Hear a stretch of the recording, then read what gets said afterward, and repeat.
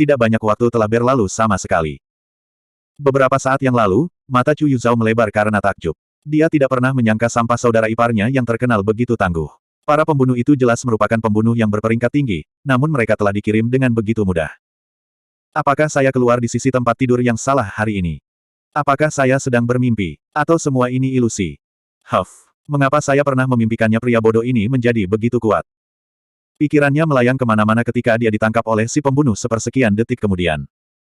Wajahnya berubah pucat pasi ketika dia merasakan dinginnya pedang di lehernya. Dia segera membeku, tidak berani menggerakkan otot. Zuan menatap mereka berdua. Dia terkekeh dan berkata, "Teman, tidakkah kamu melihatnya berlari ke arahku dengan pedang beberapa saat yang lalu?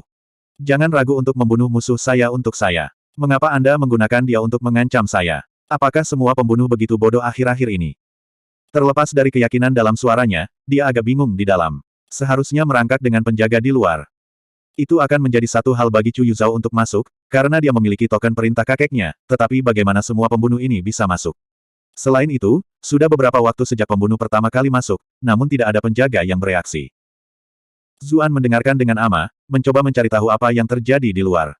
Keributan juga terjadi di luar, dan ada suara pertempuran dan pembunuhan. Jelas, pihak lain mengalihkan perhatian para penjaga, yang memungkinkan para pembunuh ini mendekatinya. Tentu saja, tidak satu pun dari mereka yang mengira bahwa, bukan hanya pembunuh mereka yang gagal membunuhnya, mereka malah terbunuh. Dia selalu bingung ketika membaca novel fiksi dari dunia sebelumnya. Mengapa penjahat selalu tampak begitu bodoh? Mereka akan selalu mengirimkan antek yang hanya satu peringkat lebih tinggi untuk melenyapkan karakter utama, dan mereka semua akan dibunuh oleh target mereka sebagai gantinya. Bukankah akan lebih lancar jika mereka mengirim seseorang yang beberapa peringkat lebih tinggi? Namun, setelah pengalamannya di dunia ini, dia mulai mengerti mengapa. Pembudidaya peringkat ke-5 dan ke-6 sudah dianggap agak luar biasa, sementara peringkat ke-7 dan lebih tinggi itu sudah menjadi pukulan besar. Mengapa mereka repot-repot berurusan dengan siapapun? Bahkan jika penjahat benar-benar mengirim pembudidaya yang kuat, tidak ada dari mereka yang akan senang karenanya. Mereka akan kesal jika harus berurusan secara pribadi dengan hal-hal sepele seperti itu. Mereka sudah memiliki lebih dari cukup di piring mereka. Di level mereka, mereka memiliki musuh di level mereka sendiri untuk dihadapi, yang sudah lebih dari cukup masalah. Mosquito Daoist dan Cash Warrior tidak dikirim untuk menghadapinya, tetapi untuk pengawalnya, yang memiliki peringkat setinggi mereka. Saat ini, para penjaga di luar sedang menahan pasukan utama, dan tidak mungkin mereka yang berhasil melewatinya adalah orang-orang besar yang berperingkat tinggi. Sejauh ini, dia hanya mengungkapkan dirinya berada di peringkat ke-5. Meskipun dia telah memamerkan segala macam keterampilan yang luar biasa, 4 pembunuh tingkat 6 pasti sudah cukup, dengan ruang kosong. Tidak mungkin mereka tahu bahwa dia telah menyerap budidaya Taois nyamuk dan tumbuh lebih kuat. Ninja itu tercengang ketika mendengar apa yang dikatakan Zuan. Memikirkan kembali ketika dia pertama kali masuk, sepertinya orang ini benar-benar ingin membunuh Zuan. Apa yang dilakukan peringkat keempat yang sangat sedikit di sini? Faksi idiot mana yang mengirim orang bodoh ini? Chu Yuzhao gemetar karena marah. Dia marah pada dirinya sendiri karena mengkhawatirkan pria bodoh ini. Jika dia tahu bahwa ini akan terjadi, dia akan berharap kematian menimpanya. Anda telah berhasil mengendalikan Chu Yuzhao selama 233. 233. 233. Dia mengambil napas dalam-dalam, dan kemudian berkata dengan dingin, "Saya adalah cucu dari Jenderal Fang Ward Qin Zheng dan putri dari Bright Moon Duke, dari klan Chu. Saya ragu dukungan kekuatan manapun yang Anda dapat menanggung konsekuensinya jika sesuatu terjadi pada saya. Lepaskan aku, dan aku rela melupakan semua ini."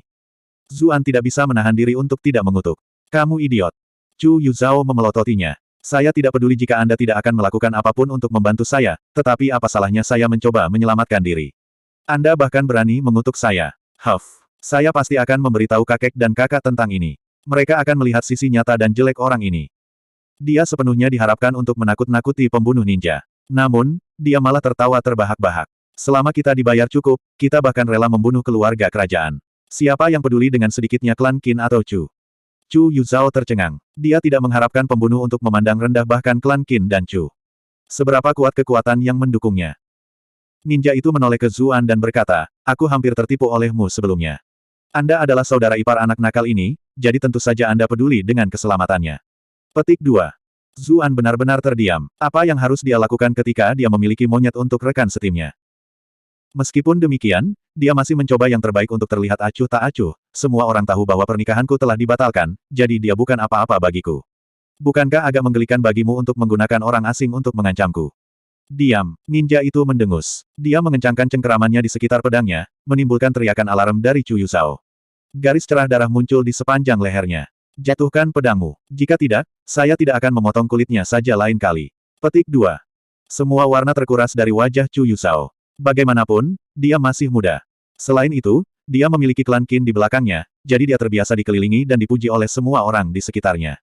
Kapan dia pernah mengalami sesuatu yang berbahaya seperti ini? Pembunuh itu tidak peduli tentang kredensialnya. Bahkan, tidak ada yang peduli sedikit pun tentang apa yang dia pikirkan. Baru sekarang dia menyadari betapa menggelikan kesombongannya yang biasa. Baik, aku akan menjatuhkannya. Zuan tidak akan pernah ingin orang asing acak terjebak dalam situasi berbahaya karena dia, apalagi adik bungsu cucuyan. Dia menurunkan pedangnya ke tanah. Apakah Anda ingin saya meletakkannya secara horizontal, atau vertikal?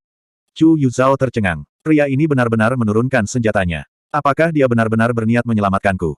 Dia sebenarnya tidak bodoh. Dia segera menyadari bahwa dia hanya mengatakan apa yang dia katakan sebelumnya untuk membingungkan si pembunuh dan memutuskan hubungan yang terlihat di antara mereka. Dengan begitu, si pembunuh tidak akan bisa menggunakannya sebagai alat tawar-menawar. Namun, dia telah mengambil inisiatif untuk memperkenalkan dirinya, memberi pembunuh ini kelemahan untuk dieksploitasi. Jangan memainkan trik apapun, atau bocah ini akan mati.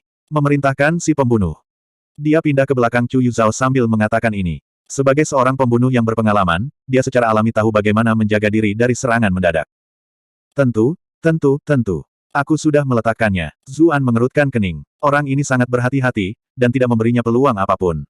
Cacat dirimu. Lakukan dengan cepat. Perintah ninja. Chu Yuzhao panik. Jangan setuju dengan itu. Kita berdua pasti akan mati. Tutup mulutmu. Ninja itu menjadi marah, lahir dari penghinaan. Tangannya mengerat di sekitar pedangnya, seolah-olah dia akan mengambil darah jika dia mengucapkan sepatah kata lagi. Zuan tertawa dan berkata, apakah kamu pikir aku sama bodohnya denganmu? Persetan aku akan menyetujui hal seperti itu. Chu Yuzhao terdiam. Wajahnya benar-benar merah karena malu. Kekhawatirannya sama sekali tidak ada gunanya. Ini terlalu memalukan. Ah, nada bicara orang ini benar-benar membuatku kesal. Ninja tahu bahwa kondisinya tidak realistis, jadi dia mengubahnya. Kalau begitu patahkan tangan kananmu. Dengan begitu, Anda masih memiliki kekuatan, dan pada akhirnya Anda akan tetap pulih sepenuhnya. Sementara itu, saya akan dijamin keselamatan saya. Petik 2.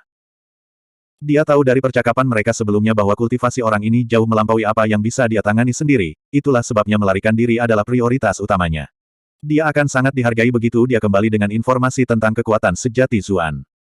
Zuan mengerutkan kening. Dia bisa mengikuti alur penalaran ini juga. Bagaimana dia bisa membiarkan pria ini lolos begitu saja dengan informasi ini? Suara ninja itu semakin lembut. Jika kamu menolak, maka aku akan mempertaruhkan semuanya dan menjatuhkan pewaris klan Chu ini bersamaku. Mari kita lihat bagaimana kamu menghadapi klan Chu dan Qin. Seseorang tiba-tiba memasuki ruangan. Gui Tian, mengapa daerah ini belum diurus? Pendatang baru itu ditutupi dari ujung kepala hingga ujung kaki dengan warna hitam, hanya memperlihatkan sepasang mata. Dia tampak seperti pembunuh lainnya. Terlepas dari pakaiannya, sosoknya sangat indah. Ini pasti seorang wanita. Yang bernama Gui Tian terkejut melihat kedatangan baru. Hati-hati, orang ini jelas bukan di peringkat ke-5. Dia bahkan mungkin melampaui peringkat ke-8. Dia sudah membunuh teman-temanku yang lain. Wanita ini telah bergabung dengan mereka baru-baru ini, tetapi dia cukup terampil. Yang terpenting, dia juga menarik. Dia ingin mendekatinya beberapa kali, tetapi kesempatan yang tepat tidak pernah muncul dengan sendirinya. Anehnya, dia telah ditawari kesempatan ini untuk bertarung bersamanya. Dengan keberuntungan, mereka mungkin mengembangkan beberapa persahabatan, yang mungkin bisa mengarah pada sesuatu yang lebih baik di kemudian hari. Dia menatap sosoknya dengan rakus. Bahkan ratu pelacur dari rumah bordil tidak bisa dibandingkan dengannya. Dia telah mengutuk nasib buruknya sebelumnya, tapi sekarang, sepertinya tidak terlalu buruk. Oh, wanita itu menatap Zuan dengan terkejut. Sok berlari melalui Zuan. Mengapa mata ini tampak sedikit familiar? Bab 571, Bagian 2, Grup Bayangan.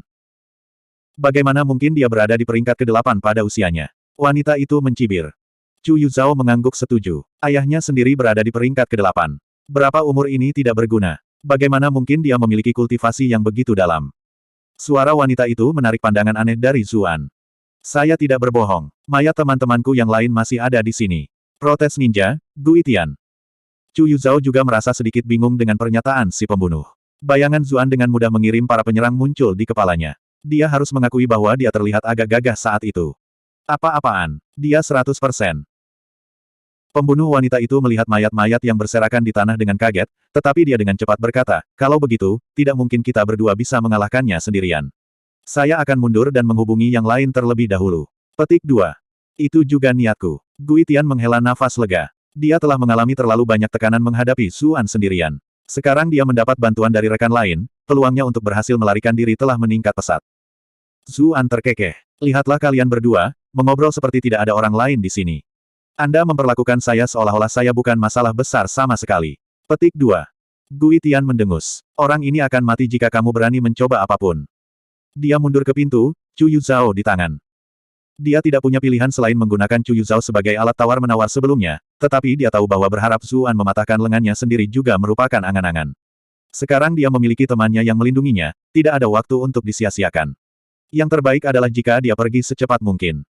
Zuan langsung membeku. Sepertinya dia takut dengan ancaman itu. Kamu paling tahu apa yang terjadi di sini. Beritahu tuan kami tentang hal itu secara rinci setelah Anda kembali. Pergilah, aku akan melindungimu. Pembunuh wanita itu berjalan ke depan. Dia memegang pedangnya, bersiap untuk serangan mendadak oleh Zuan. Gui Tian sangat gembira. Terima kasih. Aku pasti akan membayar hutang ini.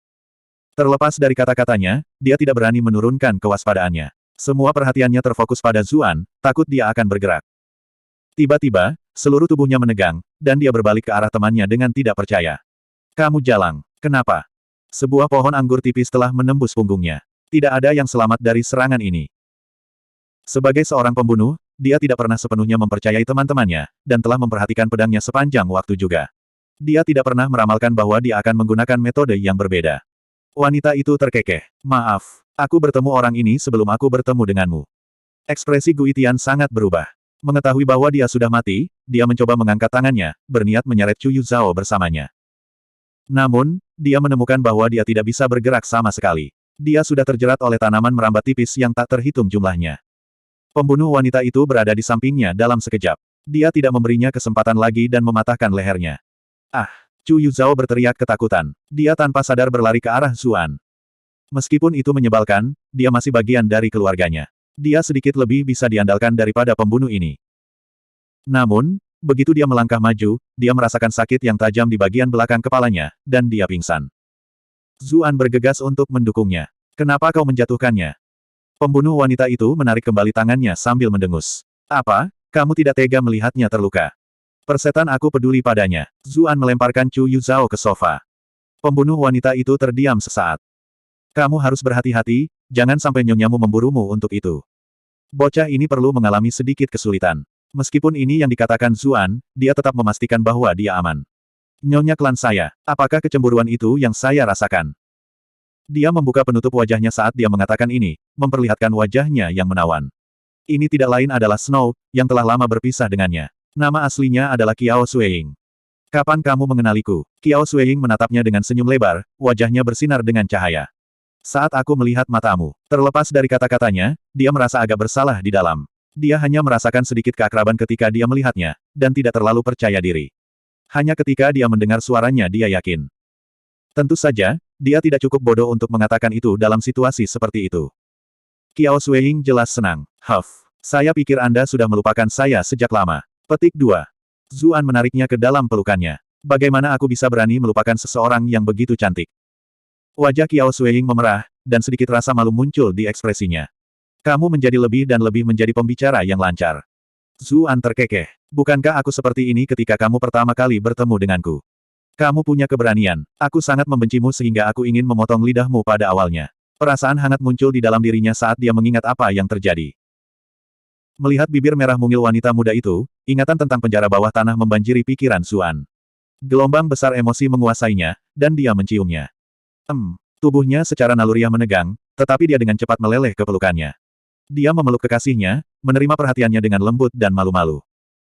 Saat itu terbentang, lalu Qiao Sueying buru-buru mendorongnya menjauh seolah-olah dia terbakar panas. Situasinya terlalu mendesak sekarang. Mari kita bicarakan hal-hal penting terlebih dahulu. Suara pertempuran melayang dari luar. Zuan tahu bahwa penjaga bisa masuk kapan saja, jadi dia tidak berani mengacau lebih jauh. Bagaimana kamu bisa berakhir di organisasi pembunuh? Setelah kami berpisah, saya kembali ke ibu kota untuk membantu klan saya. Banyak anggota klan saya melayani di bawah klan Si. Saya harus mengamankan dukungan dari kekuatan lain, jadi saya bergabung dengan grup bayangan. Qiao Suiying menjelaskan. Kelompok bayangan. Zuan membeku. Kedengarannya seperti beberapa organisasi licik dan teduh. Grup bayangan adalah organisasi pembunuh paling misterius dan kuat, jawab Qiao Suiying. Selama pembayarannya cukup tinggi, mereka bersedia menyelesaikan pukulan apapun. Tentu saja, tidak mungkin mereka bisa membunuh seseorang seperti Kaisar. Saya bergegas ketika saya mengetahui bahwa target grup bayangan adalah Anda, tetapi saya tidak berharap Anda menjadi begitu kuat secara tiba-tiba. Anda bahkan berurusan dengan 4 pembunuh peringkat ke-6 sendirian. Petik 2. Zuan tersenyum. Kamu merawat salah satu dari mereka. Qiao Suiying memutar matanya. Huff. Anda selalu memiliki titik lemah untuk wanita. Sekarang sepertinya kamu juga tertarik pada pria. Orang ini masih berani mengatakan hal seperti itu setelah memaksanya melakukan hal seperti itu. Ketika perbuatan ini terungkap, itu akan mirip dengan pengkhianatan. Grup bayangan menangani hal-hal seperti itu dengan sangat keras. Zuan terkekeh malu. Apa yang dapat saya? Bagaimanapun, Cucuyan adalah kakak perempuannya. Petik 2. Dilihat dari nada suaranya, dia sepertinya tidak tahu bahwa Chu Yuzhao adalah seorang gadis, dan dia tidak akan mengklarifikasi kesalahan ini. Bagaimanapun, ini mungkin rahasia terbesar klan Chu. Jika terkena, itu bisa menyebabkan bencana, dan dia tidak ingin menjadi penyebab hal seperti itu. 1. Ngomong-ngomong, siapa penguasa grup bayangan ini? Apakah Anda tahu siapa yang memukul saya? Atau mungkinkah grup bayangan adalah orang yang menginginkan aku mati? Zuan bertanya. Ada banyak upaya dalam hidupnya sejak dia pertama kali berangkat ke ibu kota. Dia membutuhkan lebih banyak informasi tentang musuh ini. Qiao Suiying menggelengkan kepalanya. Tuan grup bayangan adalah orang paling misterius di dunia. Saya khawatir tidak ada orang selain dirinya yang tahu identitasnya. Meskipun saya percaya orang lain memerintahkan pembunuhan ini, grup bayangan selalu memastikan kerahasiaan mutlak ketika menyangkut klien mereka. Tidak ada yang tahu siapa orang itu. Zuan mengulurkan tangan untuk menyingkirkan beberapa helai rambut dari wajahnya. Aku yakin itu berbahaya bagimu, beroperasi di organisasi pembunuh seperti itu. Senyum Qiao Suiying semakin cerah ketika dia merasakan kekhawatirannya. Tenang, aku punya banyak keterampilan untuk diandalkan. Hal-hal tidak seburuk itu. Selain itu, saya membutuhkan kekuatan grup bayangan jika saya ingin melindungi klan saya. Ngomong-ngomong, aku sudah mengatur agar sekelompok klanku meninggalkan kota besok, pagi-pagi sekali. Ikut denganku. Saya akan mengatur agar Anda bergabung dengan mereka. Saya sekitar 80% yakin kami akan dapat meninggalkan ibu kota dengan sukses. Qiao Suiying meraih lengannya dan bersiap untuk pergi. Zuan tercengang. Kamu datang untuk menyelamatkanku. Qiao Suiying mendengus. Lagi pula, kau adalah laki-lakiku. Siapa lagi yang akan saya selamatkan, jika bukan Anda? Zuan sangat tersentuh oleh ini, dan segera menariknya ke pelukannya. Ya ampun, bisakah kita berpelukan nanti? Zuxi Cixin akan segera kembali. Nanti terlambat. Kehangatan yang akrab membawa kembali adegan dari waktu mereka di ruang bawah tanah, dan Qiao Suiying merasa kakinya mulai melemah. Bab 572, di luar pemahamannya. Zuan akan memberitahunya bahwa dia tidak perlu pergi sejauh itu, dan bahwa dia berencana untuk menghadapi Kaisar dan menyelesaikan masalahnya sendiri untuk selamanya. Namun, dia tidak bisa menghilangkan perasaan bahwa semua yang terjadi sejauh ini terlalu aneh. Pertama, Kaisar tidak memanggilnya ke istana, tetapi membuatnya menunggu di luar selama 1 malam. Kemudian, sekelompok pembunuh entah bagaimana mencapainya dengan mudah. Jika dia tidak membuat terobosan besar dalam kultivasinya, dia mungkin sudah mati sekarang. Dia tidak tahu siapa yang mengatur semua ini. Jika Zuxi Cixin adalah salah satu pelakunya, dan dia kemudian mengetahui bahwa para pembunuh tidak dapat membunuhnya, dia mungkin akan mengirim penyerang yang lebih kuat, atau bahkan terlibat secara pribadi. Itu benar-benar akan membuat sakit kepala. Mungkin lebih aman baginya untuk melarikan diri terlebih dahulu dan bersembunyi untuk sementara waktu. Dia mengangguk. Oke, ayo pergi. Qiao Suiying berseri-seri. Dia meraih tangannya dan berlari ke jendela. Tunggu. Zuan buru-buru mengambil Chu Yuzhao. Untuk apa kau membawanya? Qiao Suiying tidak terlalu senang bahwa roda ketiga datang. Para pembunuh telah gagal, dan para penjaga akan segera tiba. Tidak ada yang akan menyakitinya, mengingat siapa dia. Zuan menggelengkan kepalanya. Semua yang terjadi hari ini terlalu aneh. Segalanya akan menjadi lebih buruk jika sesuatu terjadi padanya. Petik 2. Jika itu orang lain, Qiao Suiying tidak akan peduli apakah mereka hidup atau mati. Namun, karena dia adalah keturunan klan Chu, dia tidak keberatan lebih jauh. Zuan berjalan ke arahnya, membawa Chu Yuzhao. Saat dia berjalan, dia merasakan perasaan yang lembut dan licin. Jantungnya berdetak kencang, dan dia dengan cepat mengubah cara dia memeluknya. Apa yang gadis ini gunakan? Penyamarannya tampak sempurna dari luar, tapi itu benar-benar berbeda setelah seseorang menyentuhnya. Dia melihat mayat-mayat di tanah, dan ekspresinya menjadi tegas. Dengan lambaian tangannya, mereka dilalap api. Dia tidak ingin orang lain mengetahui apa yang terjadi dengan memeriksa luka pada mayat-mayat ini, apakah itu milik Guitian, yang telah dibunuh Qiao Suiying, atau 3 lainnya. Siapapun yang cukup bertekad dapat dengan mudah menemukan kebenaran. Api menyebar dengan cepat, tetapi tidak menghasilkan suara apapun. Dalam beberapa detak jantung, keempat mayat itu benar-benar hancur sehingga tidak ada abu yang tersisa. Qiao Suiying terkejut. Kamu sudah membangunkan elemen api. Api yang Anda gunakan tidak tampak seperti api pembudidaya elemen api lainnya. Mereka tampak agak istimewa.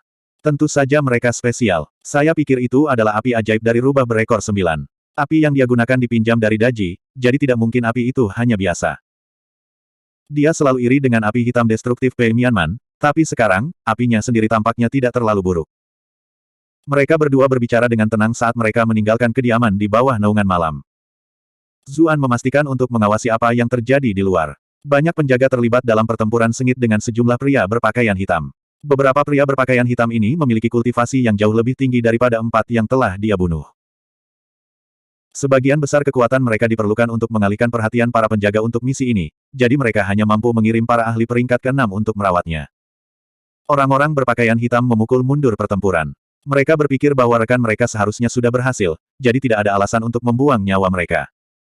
Keduanya bergerak melalui bayang-bayang diam-diam. Sudah ada tentara yang berpatroli di jalan-jalan, dengan jelas menyadari bahwa ada sesuatu yang tidak beres di dalam kota. Qiao Suiying sangat akrab dengan ibu kota. Dia memimpin jalan, nyaris menghindari deteksi tentara. Akhirnya, mereka berdua tiba di tempat tinggal yang tenang dan terpencil.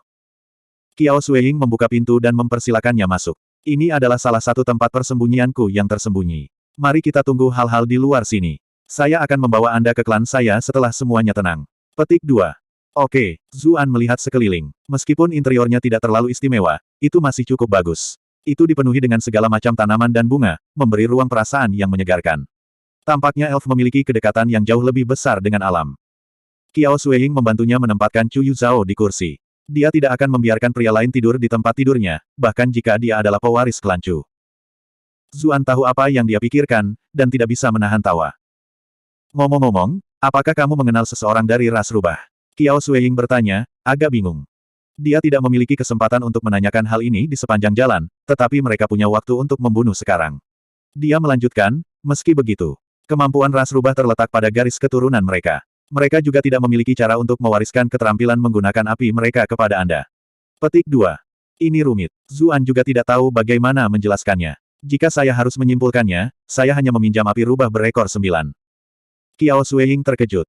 Saya khawatir tentang bagaimana saya akan memperkenalkan Anda pada ras iblis, tetapi itu jauh lebih mudah sekarang, karena Anda dapat meminjam kekuatan yang dimiliki rubah berekor 9.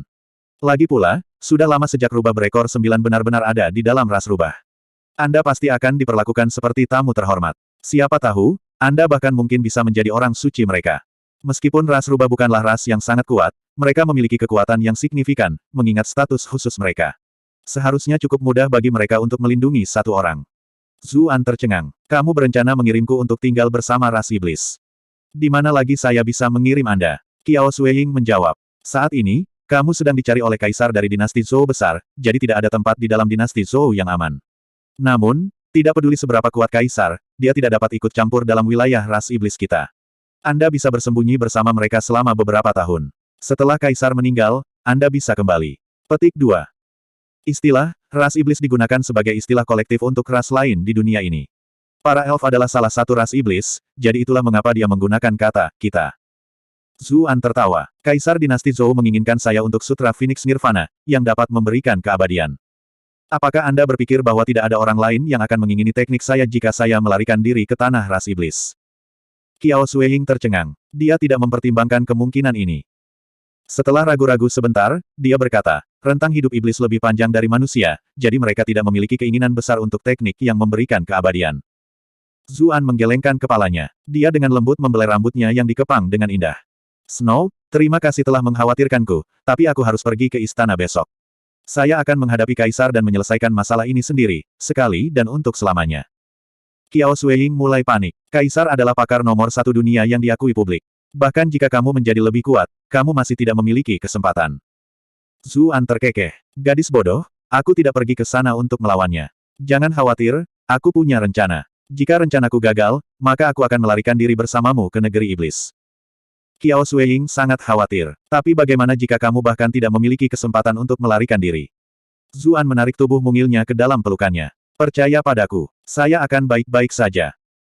Qiao Suiying memeluknya erat-erat, seolah-olah dia akan menyelinap pergi selamanya jika dia melonggarkan pegangannya sedikit saja.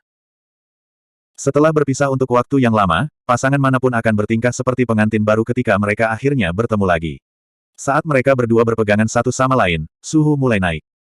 Tubuh Qiao Suiying perlahan menjadi lunak, sementara Zuan menjadi lebih keras.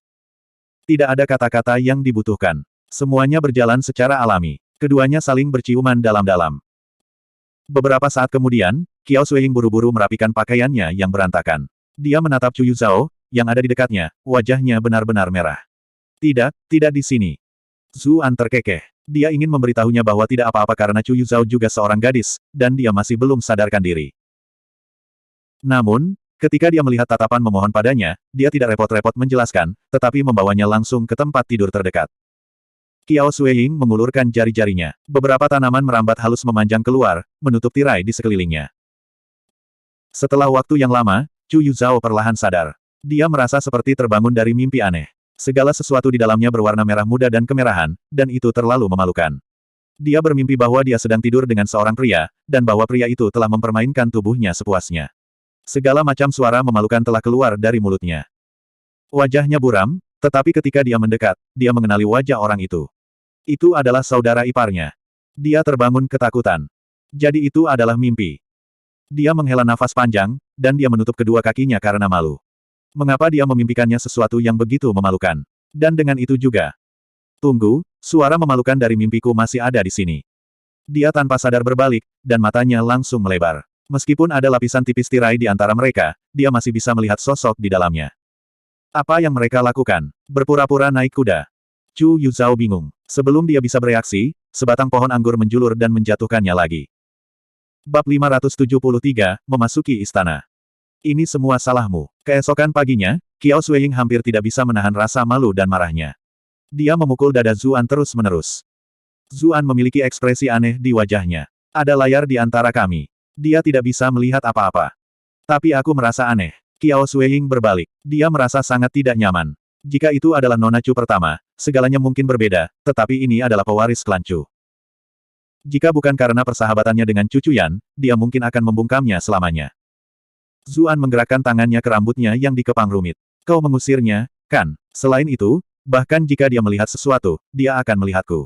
Akulah yang lebih dekat dengannya. Qiao Suiying menarik kepangnya dari tangannya. Benar? Apa roda kemudi yang kamu sebutkan tadi malam? Dia bertanya, ekspresi aneh di wajahnya. Zuan terbatuk-batuk, hampir tersedak ludahnya sendiri. Tidak, haha. Itu pasti tidak bagus. Wajah Qiao Suiying benar-benar merah. Dia tidak tahu bagaimana orang ini datang dengan hal-hal seperti itu. Nona Chu selalu menjadi wanita yang dingin dan menyendiri. Apakah dia membiarkannya lolos dengan semua ini juga?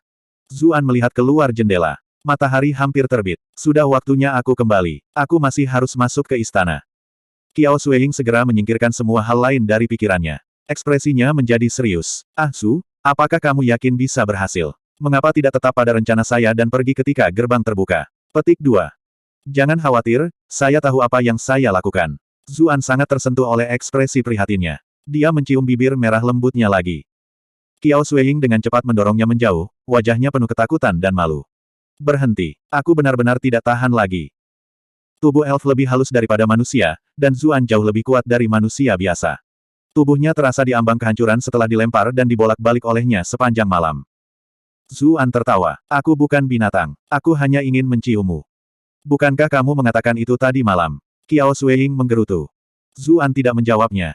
Keduanya saling berpelukan mesra untuk beberapa saat lagi. Kemudian, Qiao Suiying bangkit untuk membantunya berpakaian. Zuan menghela nafas dengan takjub. Kamu sangat terampil dengan tanganmu. Saya tidak tahu bagaimana melakukan semua ini sebelumnya. Tetapi sebagai pelayan Nona Chu, saya harus mengambil ini.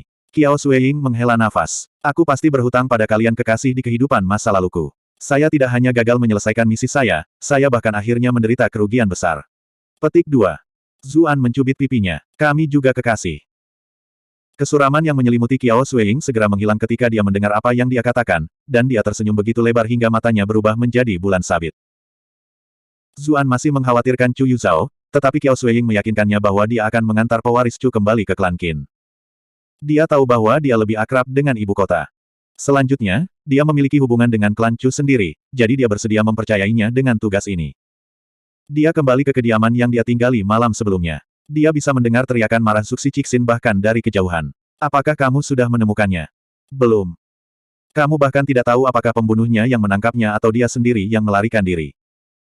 Segalanya terlalu berantakan tadi malam, jadi orang bisa melihat dengan jelas. Kalian semua adalah sampah. Berikan perintah untuk memasang surat perintah penangkapan di mana-mana. Juga, tutup gerbang kota. Tidak ada yang diizinkan masuk atau pergi sampai kita menemukannya. Petik 2. Zuan tahu bahwa sudah waktunya. Dia membersihkan tenggorokannya. Apakah komandan utama mencari saya? Semua orang di kediaman itu berputar, dan semua mata mereka berbinar ketika mereka melihatnya. Lagi pula, jika mereka benar-benar kehilangan orang yang paling dicari oleh Kaisar, tidak satu pun dari mereka yang akan hidup. Bagaimana mungkin mereka tidak senang melihatnya kembali? Zuxi Cixin adalah yang paling terkejut. Kamu baik-baik saja. Zuan terkekeh. Apakah Panglima berharap sesuatu akan terjadi padaku? Wajah Zuxi Cixin menjadi gelap. Apa yang kamu katakan? Mengapa saya ingin sesuatu terjadi pada Anda? Apakah Anda terluka? Apakah Anda membutuhkan perawatan? Saya baik-baik saja. Zuan berkata, menolak tawarannya. Siapa yang tahu hal aneh macam apa yang mungkin terjadi sekarang jika dia meminta perawatan? Kalau begitu mari kita segera menuju istana. Saya tidak ingin hal lain terjadi. Zuxi Cixin melambaikan tangannya dan memerintahkan bawahannya untuk membuat persiapan. Zuan terganggu oleh ketergesaan Zuxi Cixin. Mungkinkah firasatku salah? Zuxi Cixin mengantarnya ke istana dengan sekelompok penjaga. Kita tidak akan bertemu dengan pembunuh lagi di sepanjang jalan, kan? Zuan merenung dengan keras. Jika mereka datang, maka mereka akan mati. Balasan Zuxi Cixin sangat lugas. Dia jelas penuh percaya diri. Zuan tampak tenggelam dalam pikirannya, sementara giliran Zuxi Cixin yang semakin penasaran. Kemana kamu pergi tadi malam? Zuan tersenyum. Ada begitu banyak orang yang menembaki hidup saya, jadi saya memutuskan untuk bersembunyi sebentar. Ekspresi Zuxi Cixin menjadi sedikit aneh. Sejujurnya, ada sangat sedikit orang yang tidak dapat saya pahami, dan Anda adalah salah satu dari sedikit orang ini. Anda bisa dengan mudah melarikan diri, namun Anda kembali. Selanjutnya, Anda bahkan bekerja sama dengan kami seolah-olah Anda sedang terburu-buru untuk bertemu Yang Mulia. Petik 2. Mungkinkah Panglima tidak ingin aku bertemu dengan Kaisar? Zuan bertanya sebagai balasannya. Zuxi Cixin menatapnya. Apakah Anda tahu apa yang menanti Anda setelah Anda bertemu Yang Mulia? Saya bersedia. Zuan tersenyum. Dia tampak benar-benar tenang. Zuxi Cixin menatapnya dengan ragu, lalu terkekeh pada dirinya sendiri. Dia memang aneh. Dia tidak mengajukan pertanyaan lebih lanjut. Kelompok mereka langsung menuju ke istana. Zuan sedikit terpesona ketika dia melihat dinding merah dan ubin emas dari struktur di depannya. Kota terlarang di dunia sebelumnya sudah sangat megah, tetapi istana kekaisaran ini jauh lebih megah. Dari ketinggian tembok istana hingga aura yang dipancarkan gerbang mereka, semuanya jauh lebih besar daripada yang ada di kota terlarang. Dia mengira itu masuk akal. Bagaimanapun, ini adalah dunia kultivator, di mana kekuatan berkuasa di atas segalanya. Istana kekaisaran harus jauh lebih menakutkan. Setiap penjaga di sini harus memiliki setidaknya 4 peringkat kultivasi, dan banyak yang bahkan berada di peringkat kelima. Di luar istana, masing-masing dari mereka akan dianggap luar biasa secara individual. Selain itu, para prajurit ini telah dilatih dalam penggunaan formasi tentara, yang secara tajam akan meningkatkan kekuatan kolektif mereka. Istana kekaisaran ini mungkin adalah tempat teraman di dunia ini. Dengan Zuxi Cixin yang memimpin, tidak ada yang berani menghalangi mereka. Setelah berjalan selama apa yang tampak seperti usia, mereka akhirnya tiba di gerbang yang megah. Sudah ada seorang kasim tua yang menunggu mereka. Zuxi Cixin berbicara dengan Zuan. Aku tidak bisa menemanimu lebih jauh. Ikuti Kasim Li. Dia akan membawamu menemui Yang Mulia. Zuan tercengang. Kemungkinan besar, istana bagian dalam terletak di luar gerbang ini. Orang-orang yang tinggal di dalamnya adalah selir kekaisaran, atau wanita lain. Biasanya, pria lain tidak akan diizinkan masuk. Dengan membiarkan dia masuk, jelas bahwa mereka tidak berencana untuk membiarkan dia pergi hidup-hidup.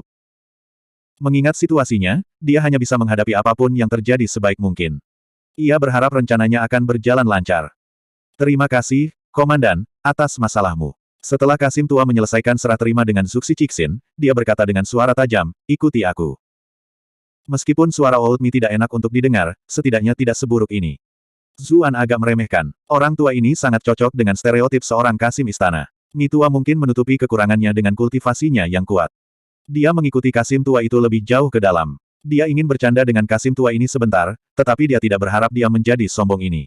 Dia dengan cepat kehilangan minat untuk bertukar duri dengan orang tua itu. Bagaimanapun, Kaisar masih merupakan kunci dari semua ini. Semakin jauh mereka pergi, semakin tenang jadinya. Seolah-olah mereka sedang berjalan-jalan di taman pribadi. Mereka berdua berjalan di sepanjang jalan panjang yang membentang melintasi sungai, dan akhirnya berhenti di bawah sebuah paviliun. Tunggu di sini, kata Kasim tua itu. Zuan tercengang. Saya pikir saya akan bertemu Yang Mulia. Yang Mulia sedang menghadiri sidang pagi, jawab Kasim tua, jadi Anda harus menunggu di sini dulu. Jangan melakukan hal bodoh. Dengan itu, dia meninggalkan Zuan sendirian.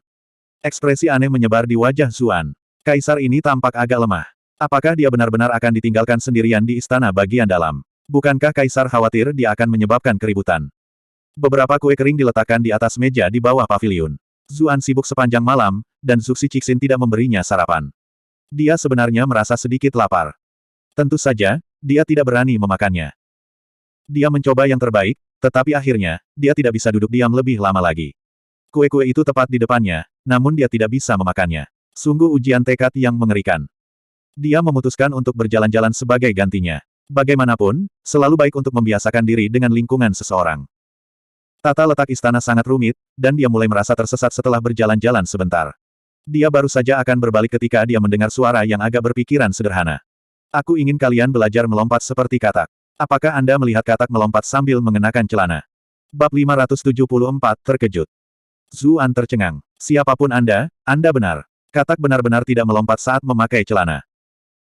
Dia menelusuri sumber suara itu, dan melihat seorang gemuk besar berdiri di depan sebuah kolam, mengarahkan jarinya ke beberapa kasim muda dan mencaci maki mereka. Semua kasim muda tergeletak di tanah, tampak seperti Ouyang Feng yang sedang berlatih teknik katak. Namun, dari ekspresi menyedihkan mereka, dia tahu bahwa mereka dipaksa melakukan ini. Wajah gemuk besar itu benar-benar bulat. Dari penampilannya, dia tidak terlihat begitu pintar. Siapa yang bisa bertindak begitu arogan di dalam istana? Gendut ini memarahi para kasim itu seperti seorang penatua yang memarahi cucu mereka, dan para kasim itu menundukkan kepala, memohon pengampunan. Tidak satu pun dari mereka yang berani menunjukkan pembangkangan. Zuan melihat lebih dekat apa yang dikenakan si gemuk. Dia terbungkus dalam warna kuning aprikot, dan naga tampaknya disulam di pakaiannya. Ini tidak mungkin kaisar, bukan? Zuan segera menolak pemikiran ini. Jika ahli nomor satu di dunia terlihat seperti anak cacat, dunia ini sudah tamat. Dia kemudian ingat desas-desus tentang putra mahkota. Seorang pria yang bisa dengan bebas bergerak di dalam istana dan mengenakan jubah kuning bermotif naga. Siapa lagi ini? Cucu Yan telah mengatakan kepadanya bahwa putra mahkota bernama Zhao Ruixi. Pada saat itu, Zuan berpikir bahwa diberi nama seperti itu pasti merupakan pertanda baginya untuk menjadi cacat mental. 1.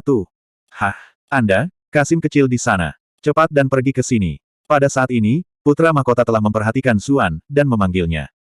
Zuan terdiam. Apakah kamu buta? Lihatlah penampilan saya yang berani dan perkasa. Siapa yang kau sebut Kasim? Karena tidak ada yang lebih baik untuk dilakukan, dia berpikir bahwa tidak ada salahnya untuk mengenal putra mahkota ini. Dia berhasil melewatinya. Para Kasim lainnya menatapnya. Perilaku yang kurang ajar. Siapa kamu? Beraninya kau menerobos masuk ke istana bagian dalam. Putra mahkota entah bagaimana tidak tahu, tetapi yang lain tahu bahwa tidak mungkin orang ini adalah Kasim. Apakah dia seorang pembunuh? Kemudian lagi, istana kekaisaran memiliki begitu banyak pembudidaya yang kuat di dalam temboknya, dan keamanannya sangat ketat. Bagaimana mungkin seorang pembunuh bisa masuk? Selain itu, mungkin saja dia adalah pewaris menteri tertentu yang masuk dengan perintah kekaisaran, jadi mereka belum berani secara terbuka memanggilnya seorang pembunuh. Zuan hendak menjelaskan dirinya sendiri ketika si gendut itu berkata dengan sedih, diam. Apakah katak bisa berbicara? Para Kasim dengan cepat menutup mulut mereka, ekspresi pahit di wajah mereka. Si gendut melanjutkan, bagaimana dengan celanamu? Apakah katak memakai celana? Lepaskan mereka semua. Zuan menambahkan, ini bukan hanya celana. Katak juga tidak memakai pakaian. Si gendut sangat senang, berseri-seri seolah-olah dia telah menemukan jodohnya. Kamu benar, kenapa aku tidak memikirkan itu? Su kecil, dia kecil, buka semua pakaianmu. Petik 2. Para Kasim melirik Zuan dengan kesal. Orang ini melempari mereka dengan batu saat mereka sudah jatuh. Tunggu sampai kita punya kesempatan untuk membalas dendam. Kami akan memastikan Anda mendapatkan apa yang pantas Anda dapatkan. Anda telah berhasil mengendalikan Kasim Sukun untuk 444 poin kemarahan. Anda telah berhasil mengendalikan Kasim Hete untuk 444 poin kemarahan. Kamu telah berhasil. Namun, mereka tidak bisa melawan perintah ini. Mereka tahu bahwa tuan mereka murung. Tunggu, lebih tepatnya, dia tidak memiliki konsep baik dan jahat.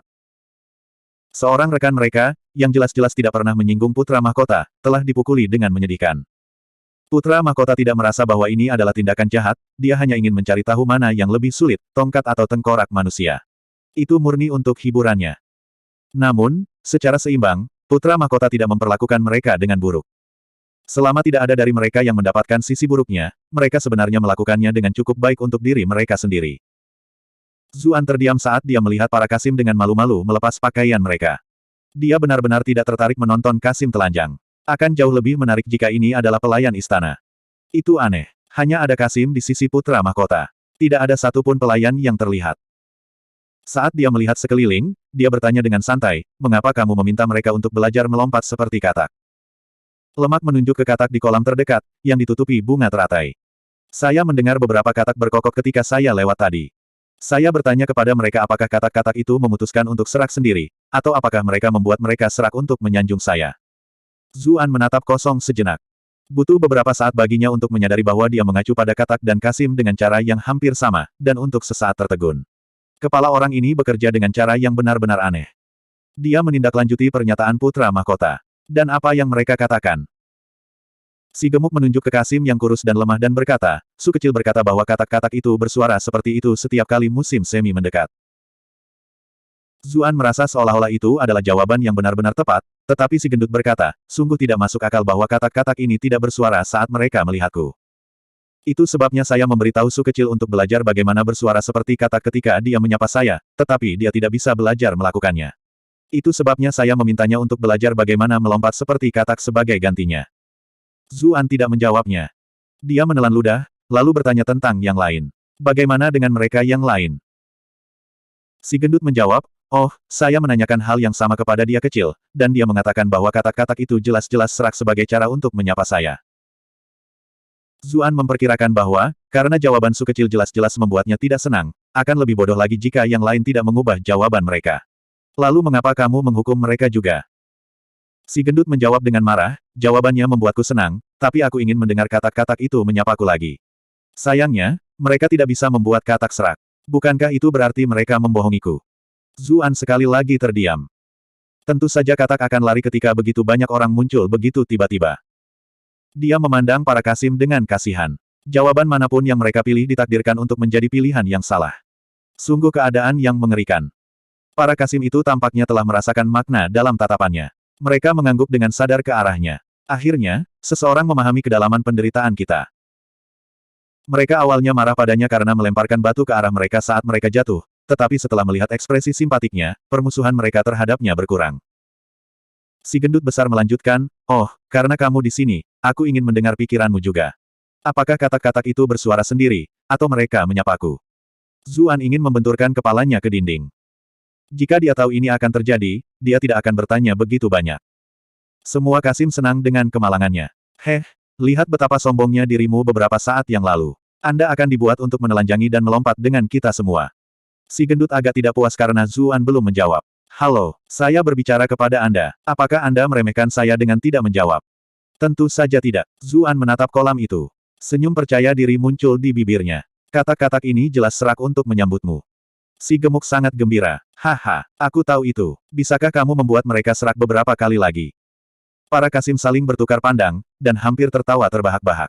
Dari mana si idiot ini berasal? Anda hanya harus terus berbicara dan menarik perhatian putra mahkota. Lihatlah dirimu sekarang. Tentu, Zuan terkekeh. Dia berjalan ke kolam, lalu berbicara seolah-olah dia sedang berbicara dengan katak di kolam. Rekan-rekan kodok, temanku ingin mendengarmu menyapanya lagi. Tolong tunjukkan padanya rasa hormat dan serak untuknya. Petik 2. Semua Kasim tertawa. Bukankah orang ini bahkan lebih bodoh dari putra mahkota? Tentu saja, tidak ada dari mereka yang berani menyuarakan pemikiran ini. Namun, mereka memandang Zuan seperti orang melihat orang desa yang bodoh. Lemak besar tampaknya telah menemukan roh yang sama. Dia dengan cepat bergegas ke sisi Zuan. Kamu bisa berbicara dengan katak. Zuan tersenyum rendah hati. Hanya sedikit. Su kecil akhirnya tidak tahan lagi. Tuan, Anda dibodohi. Tidak ada seorang pun di dunia ini yang bisa berbicara dengan katak. Little dia mengangguk setuju. Tepat sekali, guru. Sebelum dia bisa selesai, suara serak datang dari arah kolam. Awalnya hanya ada beberapa katak, tetapi suara serak itu semakin keras. Akhirnya, semua katak bersuara serempak. Para Kasim menatap kolam, semuanya tercengang. Katak yang tak terhitung banyaknya berjongkok di atas daun teratai, seolah-olah semua katak di kolam telah muncul. Mereka semua berteriak pada putra mahkota, duduk dalam posisi yang tepat, seolah memberi hormat. Bab 575, Putri Mahkota. Si gemuk sangat gembira. Dia berlari ke kolam, melihat ke kiri dan ke kanan dengan penuh semangat. Dia tampak bahagia seperti anak kecil. Zuan mendengar banyak orang menyebut putra mahkota sebagai tidak canggih. Saat itu, dia berpikir bahwa mereka terlalu malu untuk memanggilnya idiot, jadi itu sebabnya mereka mengubah kata-kata mereka. Sekarang, sepertinya putra mahkota memang sederhana dan tidak canggih. Jika dia lahir di klan biasa, dia mungkin hanya menikmati hidupnya sebagai pewaris kaya, tetapi di keluarga kerajaan, dia ditakdirkan untuk akhir yang buruk. Dia ingat bahwa ada seorang kaisar dari dinasti Jin Barat yang mirip dengan putra mahkota ini di depannya. Pada akhirnya, seluruh negeri bangkit dalam pemberontakan. Biasanya, kaisar dunia ini akan menjadi pembudidaya yang paling kuat. Kaisar harus mengetahui hal ini, namun dia bersikeras menciptakan bahaya ini karena keinginan egoisnya. Sementara pikirannya mengembara, lemak berlari dengan senyum lebar. Lemaknya bergoyang seperti ombak saat dia berlari. Kamu benar-benar bisa berbicara dengan katak. Bagaimana kamu melakukannya? Ajari aku. Kamu akan menjadi kakakku mulai hari ini. Si gemuk besar menarik-narik lengan bajunya dengan penuh kekaguman. Zuan tahu bahwa dia sudah memiliki lemak ini di dalam tas. Aku bisa mengajarimu, tapi sejujurnya, aku cukup lapar sekarang, jadi kurasa aku tidak bisa mengajar dengan baik. Little Su dan Little He benar-benar terkesima. Putra mahkota sebenarnya menyebut ini kawan besar. Bagian terburuknya adalah orang ini setuju. Dia tidak tahu apa yang dia hadapi. Itu tidak masalah, ada banyak jajanan di sini. Little Su, Little He, cepat dan sajikan ini. Si gemuk itu tertegun. Kakak, siapa namamu? Saya Zuan. Tidak perlu menyembunyikan ini. Semua orang di dalam istana akan tahu cepat atau lambat.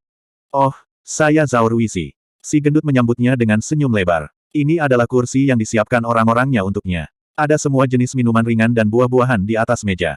Kakak, ini bukan sesuatu yang istimewa, tapi kamu bisa makan beberapa untuk saat ini. Saya akan meminta mereka membuat sesuatu yang baik untuk Anda nanti. Petik 2. Ketika mereka melihat senyum menjilat di wajah putra mahkota dan bagaimana dia menempel pada pendatang baru ini seperti anjing, para kasim tercengang. Mereka ingin mencaci maki Zuan, tetapi dengan betapa putra mahkota menyukainya, mereka semua terlalu takut untuk mengatakan apapun. Kamu tidak harus melalui semua masalah itu. Zuan mengambil kue dan menggigitnya. Tiba-tiba, dia ingat bahwa pasti banyak orang yang iri pada putra mahkota bodoh ini. Jika seseorang meracuninya, maka akan sangat tidak beruntung jika dia malah memakannya. Karena itu, dia menyerahkan kue di tangannya kepadanya. Makan juga. Tentu, Zhao Ruizi tersenyum dengan cara yang sederhana dan jujur. Dia mengambilnya dan melemparkannya ke mulutnya. Yang lain tidak bisa menghentikannya tepat waktu. Semua wajah mereka memucat. Bagaimana jika ada racun di tangan orang ini? Tidak mungkin mereka akan selamat jika sesuatu terjadi pada putra mahkota. Mereka semua menatap putra mahkota untuk melihat apakah ada yang salah. Zhao Ruizi mengambil kue lain. Kakak, kamu harus terus makan. Rasanya cukup enak. Ketika dia melihat betapa cepatnya makanan itu hilang, Zuan akhirnya mengerti bagaimana pria ini akhirnya menjadi sangat gemuk. Tapi sekarang, dia tidak perlu khawatir tentang makanan yang dirusak. Dia juga mengambil kue dan mulai makan. Wajah Zhao Ruizi dipenuhi makanan, jadi suaranya teredam saat dia berkata, ngomong-ngomong, bagaimana kamu berbicara dengan katak? Cepat dan ajari aku. Anda perlu membayangkan bahwa Anda adalah salah satu dari mereka terlebih dahulu, dan kemudian Anda harus melepaskan pikiran Anda. Anda tidak bisa hanya menggunakan mulut Anda untuk berkomunikasi dengan mereka. Zuan memberitahunya banyak omong kosong. Alasan dia bisa berbicara dengan mereka adalah karena lencana giok yang dia dapatkan dari gadis barbar timur di penjara bawah tanah Yingsu. Hal itu memungkinkan dia untuk berkomunikasi dengan bentuk kehidupan kecerdasan yang lebih rendah. Ekspresinya tiba-tiba berubah. Dia bertanya-tanya apakah dia bisa menggunakannya untuk mengendalikan putra mahkota boneka ini. Dia tampaknya tidak begitu cerdas. Zhao Ruizi tampaknya telah mendapatkan harta yang paling penting. Dia bahkan tidak ingin makan lagi dan dengan cepat berlari ke kolam untuk bermain dengan katak. Kemudian, dia tiba-tiba berlari dan berjongkok, mengeluarkan suara serak. Katak juga menjawab dengan suara parau. Zhao Ruizi langsung bersemangat. Kakak, saya juga belajar bagaimana berbicara dengan mereka. Zuan memiliki ekspresi aneh di wajahnya. Apa yang kamu katakan pada mereka? Dia tidak punya waktu untuk membuat katak-katak itu bekerja sama dengannya. Zhao Ruizi menjawab, saya bertanya kepada mereka apakah mereka sudah makan. Apakah mereka menjawab? Zuan memiliki ekspresi aneh di wajahnya. Mereka lakukan. Mereka bilang mereka sudah makan. Zhao Ruizi berkata tanpa ragu-ragu. Zuan. Apa-apaan? Menghemat upaya saya kira. Orang ini sebenarnya terlalu pintar untuk kebaikannya sendiri. Para kasim itu tercengang. Jika mereka tahu bahwa mudah untuk menipu putra mahkota, mengapa mereka melompat-lompat telanjang seperti katak sebelumnya? Tetapi mereka juga tahu bahwa mereka tidak bisa membuat katak menyapa putra mahkota seperti yang dilakukan Zuan, jadi putra mahkota jelas tidak akan mempercayai mereka. Zhao Ruizi berlari kembali ke sisi Zuan setelah bermain dengan katak sebentar. Kakak, kamu sangat hebat, jadi aku punya sesuatu yang ingin aku tanyakan padamu. Tanyakan apapun padaku. Zuan mengupas pisang sambil menjawab dengan acuh tak acuh. Semua Kasim itu melebarkan mata mereka dari betapa santainya dia. Orang ini benar-benar sangat berani. Zuan tahu apa yang mereka pikirkan dari poin rage yang masuk.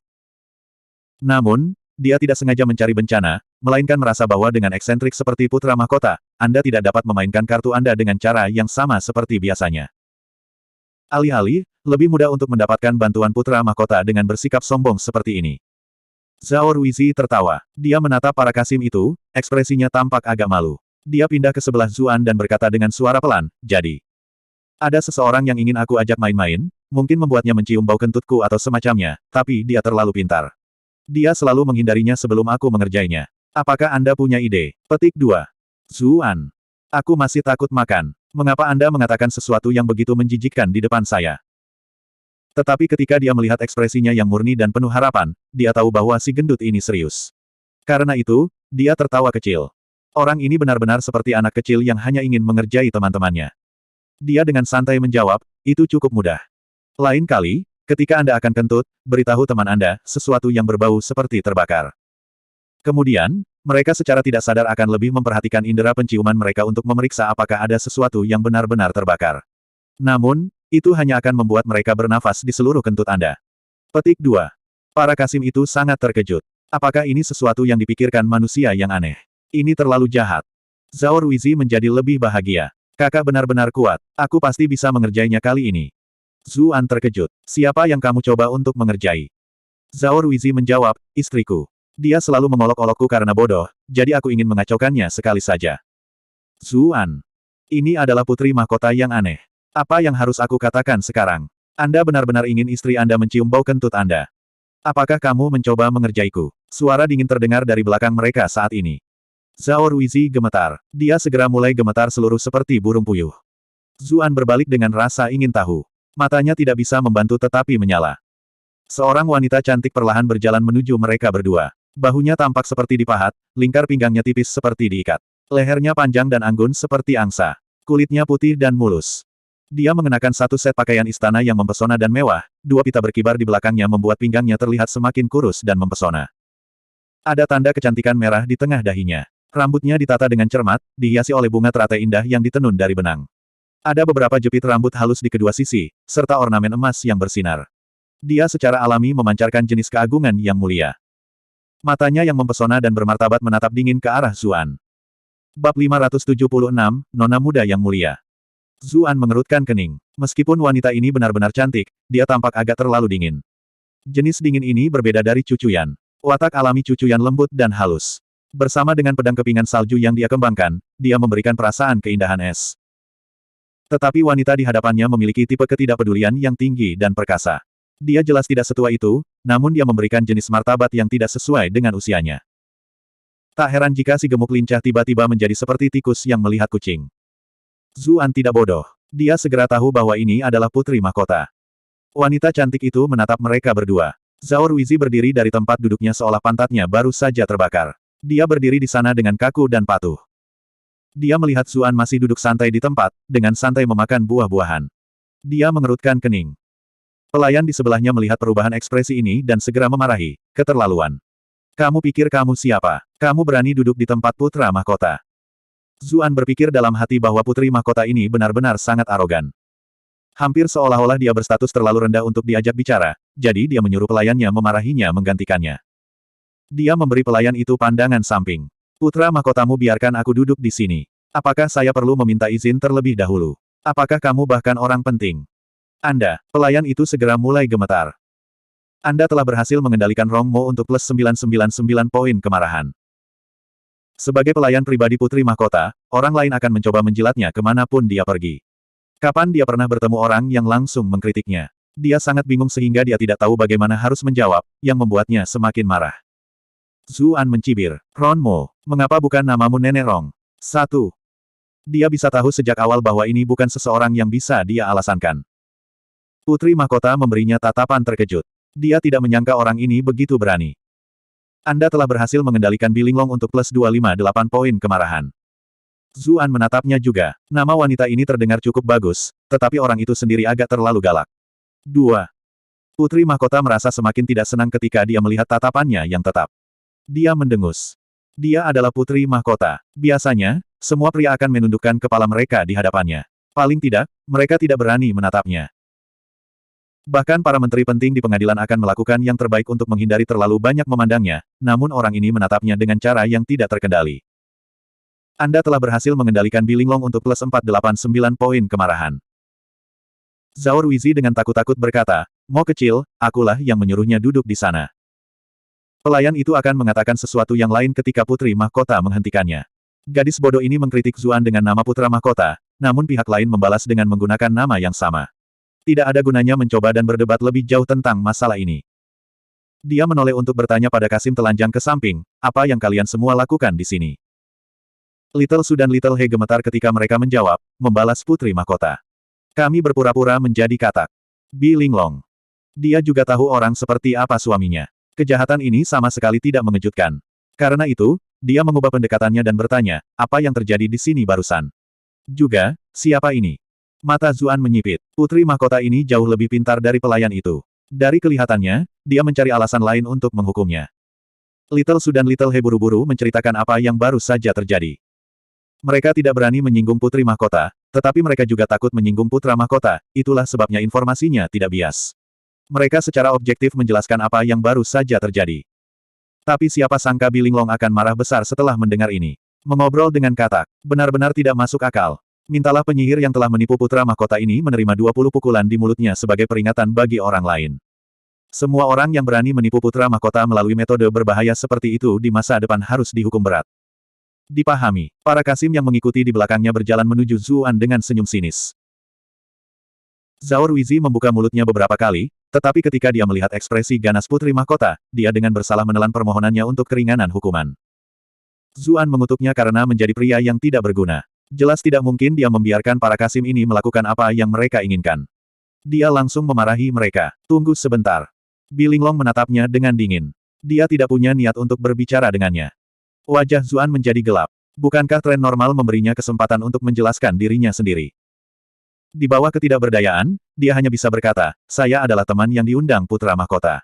Jika kamu tidak percaya padaku, kamu bisa meminta bukti padanya. Dia menyenggol lemak di sebelahnya sambil mengatakan ini. Zhao Ruizi sepertinya terbangun dari mimpinya. Dia kemudian berkata, Linglong, dia adalah temanku, dan dia tidak membohongiku. Saya ingin menjadikannya guru saya sehingga saya bisa belajar berbicara dengan katak. Itu jauh lebih menarik daripada hal-hal yang diajarkan tutor kepadaku. Dia bahkan menyuruhmu memanggilnya gurumu. Ekspresi Bilinglong menjadi lebih dingin. Benar-benar memalukan. Tidak perlu serangan mulut, cukup seret dia ke bawah dan suruh dia dipukuli 100 kali dengan tongkat. Anda telah berhasil mengendalikan Bilinglong untuk plus 581 rage. Para Kasim itu segera mempercepat langkah mereka dan bergegas ke arahnya. Zuan menatap mereka dengan dingin. Tubuh Kasim itu segera menjadi sedingin es, seolah-olah mereka menghadapi sesuatu yang menakutkan. Mereka tidak berani mengambil bahkan setengah langkah ke depan. Bahkan hati Putri Mahkota dan pelayan tanpa sadar melonjak. Mengapa mata orang ini begitu menakutkan? Tetapi bagaimana mereka bisa tahu bahwa Zuan sudah mengalami pertempuran yang tak terhitung jumlahnya yang menempatkannya di ujung hidup dan mati. Dia bahkan menghabiskan beberapa dekade sebagai penguasa dinasti Shang. Bersama dengan fakta bahwa dia selalu membawa pedang Tai bersamanya, pedang yang terkenal dengan kekuatan daunnya, auranya sudah sangat berubah. Orang normal akan merasakan tekanan dan ketakutan ketika menghadapinya. Hanya saja biasanya, dia sengaja menyembunyikan aura jenis ini. Tidak mungkin dia akan tetap sopan ketika Putri Mahkota ini memperlakukannya dengan tidak hormat. Bagaimana orang biasa bisa bertahan dari 100 pukulan dengan tongkat?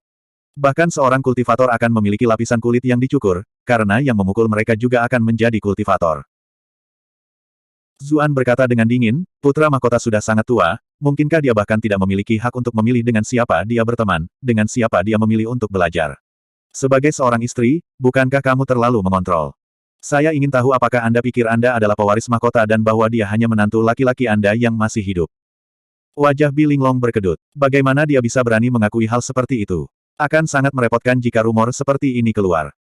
Dia dengan cepat membungkuk kepada Zhao Ruizi dan berkata, Putra Mahkota, saya hanya khawatir bahwa Anda mungkin pada dasarnya sederhana, jadi Anda akhirnya ditipu oleh orang lain. Tidak ada niat lain di balik tindakan saya. Zhao Ruizi tidak menangkap konflik apapun di antara mereka berdua. Dia berkata sambil tertawa, tidak apa-apa, tidak apa-apa. Dia tanpa sadar berjalan untuk membantunya berdiri ketika dia melihat dia membungkuk ke arahnya. Tapi Bilinglong malah bangkit kembali sebelum dia bisa melakukan apapun. Meskipun sepertinya putra mahkota mendukungnya, Zuan cukup dekat untuk melihat bahwa mereka berdua tidak melakukan kontak apapun. Ekspresi merenung muncul di wajahnya. Hubungan suami istri ini menarik. Dia terbatuk ringan dan berkata, lalu menurut kata-kata putri mahkota, mungkinkah kamu berpikir putra mahkota itu bodoh, bahwa dia bahkan tidak memiliki kemampuan untuk membedakan antara yang benar dan yang salah. Ekspresi yang lain semua berubah ketika mereka mendengar apa yang dia katakan. Masalah putra mahkota menjadi bodoh adalah hal yang sangat tabu. Itu adalah sesuatu yang semua orang tutup mulut. Tidak ada yang berani menyebutkannya di depan umum. Namun orang ini benar-benar sesuatu. Tidak hanya dia mengatakan ini di depan umum, dia bahkan mengatakannya di depan putra mahkota sendiri. Bilinglong baru saja akan mengatakan sesuatu, namun siapa yang mengira bahwa Zhao Ruizi akan setuju? Linglong, apa yang dikatakan Zuan benar. Saya tidak bodoh. Bilinglong. Suami idiot ini mengacaukan segalanya. Apalagi yang bisa dia lakukan tentang ini. Tapi dia juga tidak mau membiarkan Zuan pergi begitu saja. Kedua belah pihak terjebak dalam situasi buntu begitu saja. Tunggu, Zuan, nama ini. Kenapa terdengar familiar? Pada saat ini, suara lembut dan lembut terdengar dari samping. Bolehkah aku bertanya pada siapa Little Sister Linglong kesal? Ekspresi Bilinglong berubah ketika dia mendengar suara ini. Dia memulihkan penampilan tersenyumnya yang biasa dan berbalik. Selir Bai, apa yang membuatmu memutuskan untuk berjalan-jalan di sekitar sini hari ini?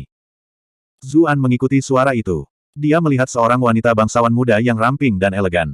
Dia cantik seperti gunung musim semi, matanya jernih seperti air musim gugur. Dia cantik, namun dia mengeluarkan semacam aura yang bermartabat dan tidak bisa didekati. Bab 577, Bertemu Kaisar. Zuan menatap Bilinglong, dan kemudian dia melihat selir Bai ini. Itu benar-benar kontras dari berbagai jenis keindahan. Tetapi meskipun putri mahkota ini menakjubkan, dia agak terlalu galak. Justru selir Bai inilah yang tampak lebih lembut dan bermartabat. Mereka yang melihatnya segera memberikan kesan yang baik tentang dirinya. Namun keduanya tampak saling membenci. Dia bahkan samar-samar bisa merasakan percikan api di langit. Putra mahkota segera menjadi kekacauan yang menyenangkan. Kak Bai, kamu datang. Wanita bangsawan muda itu membungkuk anggun padanya. Bahkan sapaannya pun anggun seperti air yang mengalir. Tidak perlu bagi putra mahkota untuk menyapa diriku yang rendah hati dengan cara seperti itu. Anda bisa memanggil saya Ruxue. Petik 2. Jadi namanya Bai Ruxue. Tunggu, rendah hati. Zuan tiba-tiba menyadari bahwa wanita muda yang sudah menikah ini mungkin adalah selir yang diceritakan Cucuyan kepadanya. Kaisar memberikannya kepada putra mahkota, dan kemudian dia melahirkan seorang putra. Tidak heran dia memanggil putri mahkota adik perempuan sebelumnya.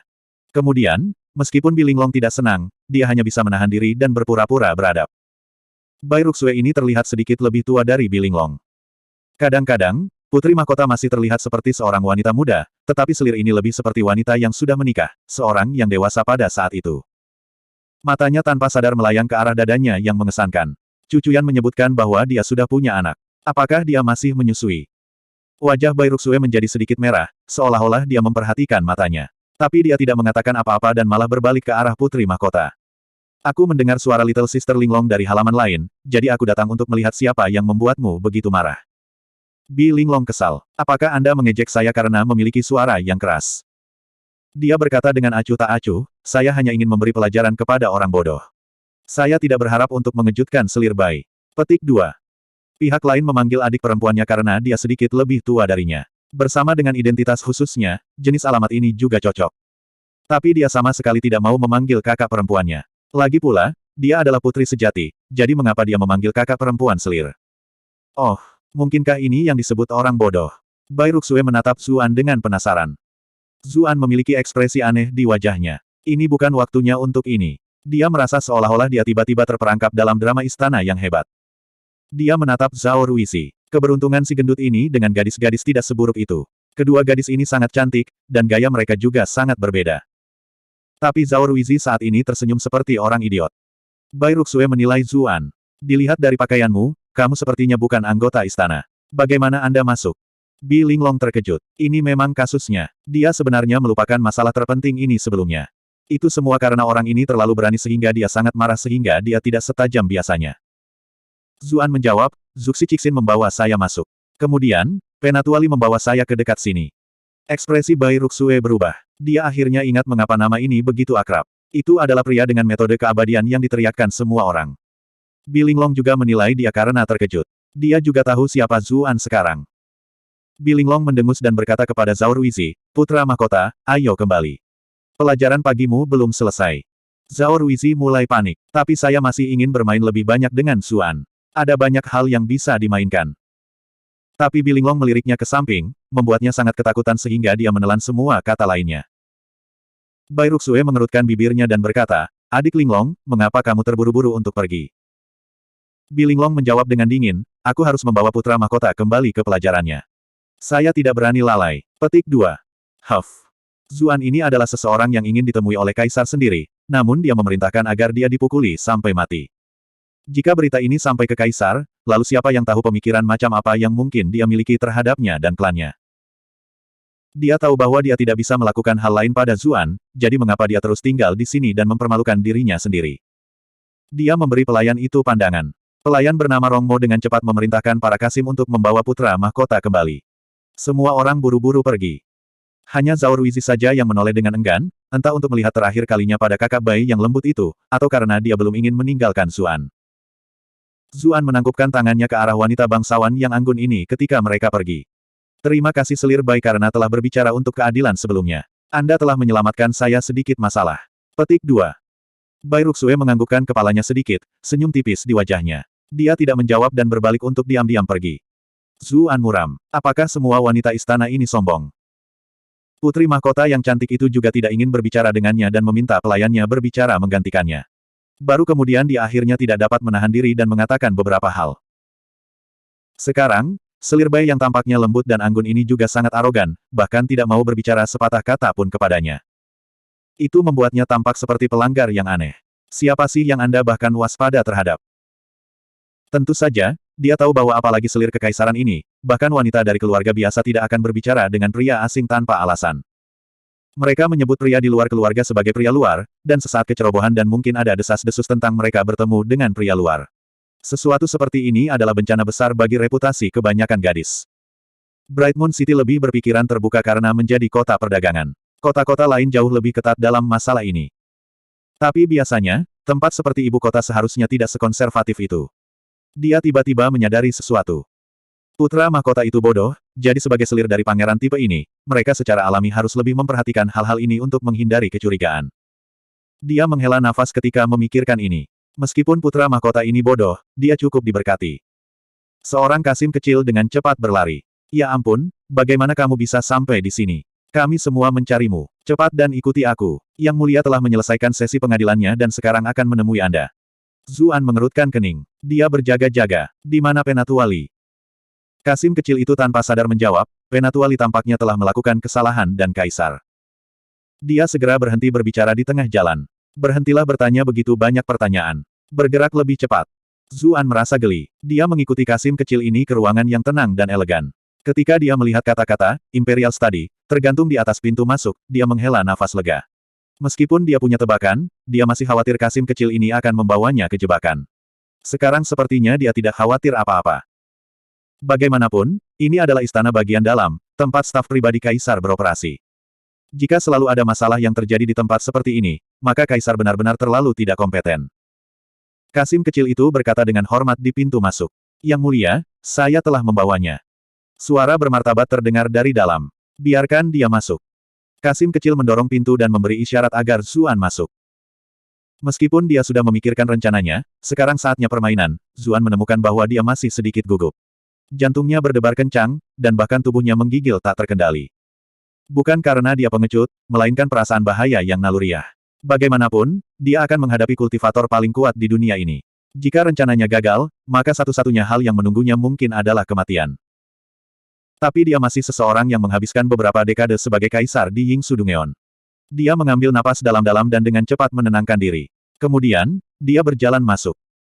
Kasim kecil itu menutup pintu di belakangnya setelah dia masuk.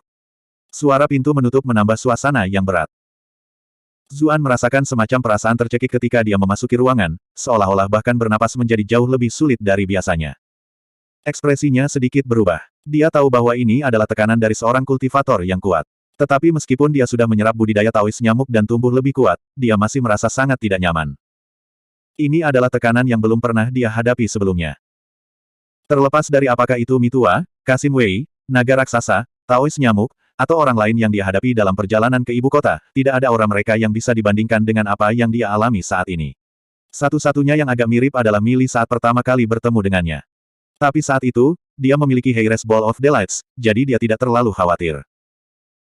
Dia masih memiliki keberanian untuk melawan saat itu, tetapi sekarang, dia merasakan getaran dari jiwanya. Setiap sel di tubuhnya seolah berteriak bahwa itu tidak berguna, bahkan untuk tidak berjuang dan menerima nasibnya. Tapi dia ingat sisa jiwa kaisar pertama Cina yang dia hadapi di penjara Ursai, serta Raja Sang Wugeng. Dia bahkan berhasil melewati pertemuan itu, jadi bagaimana dia bisa menyerah dengan mudah sekarang? Terlebih lagi, sebagai seorang transmigran, ia telah melihat segala sesuatu yang bisa dibayangkan di internet sebelumnya. Dia tidak bisa mengecewakan pendahulunya Isekai. Perspektifnya berubah ketika dia memikirkan hal-hal ini. Tekanan langsung berkurang. Suara kejutan terdengar dari tidak jauh. Oh, kamu adalah orang yang cukup menarik. Bab 578, Kekuatan yang tak terduga. Zuan mengikuti sumber suara. Dia melihat seorang pria berjubah naga tinggi dan kuat berdiri di dekat meja tulis. Pria ini saat ini menghadapinya tanpa ekspresi. Ini jelas kaisar dinasti Zhou besar. Pakaiannya bisa disalin, tapi aura ini jelas bukan sesuatu yang bisa ditiru. Dia sudah bertanya pada Cucuyan dan mengetahui bahwa nama kaisar adalah Zhao Han. Zuan ingin melihat betapa berlebihannya ahli nomor satu ini untuk dirinya sendiri. Tetapi ketika mereka saling memandang, dia hanya ingat matanya yang tajam dan tajam. Dia tidak tahu bagaimana menggambarkan mata itu. Dia telah bertemu kaisar sebelumnya, tetapi kaisar pertama sudah menjadi jiwa yang tersisa.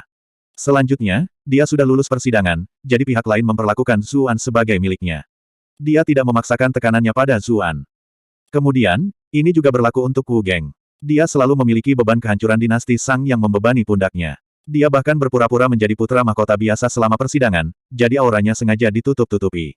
Itulah mengapa Zuan tidak merasakan terlalu banyak tekanan. Tapi orang di depannya berbeda. Mata itu sepertinya menusuk langsung ke jiwanya. Mereka langsung menembus semua pertahanan Anda, seolah-olah tidak ada rahasia yang tersisa. Zuan tahu bahwa ini adalah jenis ilusi, tetapi dia masih secara tidak sadar mengalihkan pandangannya. Kemudian, dia melihat jubah naga. Ada pena di tangannya yang menulis sesuatu beberapa saat yang lalu. Mengapa tokoh-tokoh besar ini suka memamerkan barang kaligrafi ini? Suara kaisar membawa perasaan misterius tentang martabat dan kepercayaan diri. Kamu berbeda dari orang lain.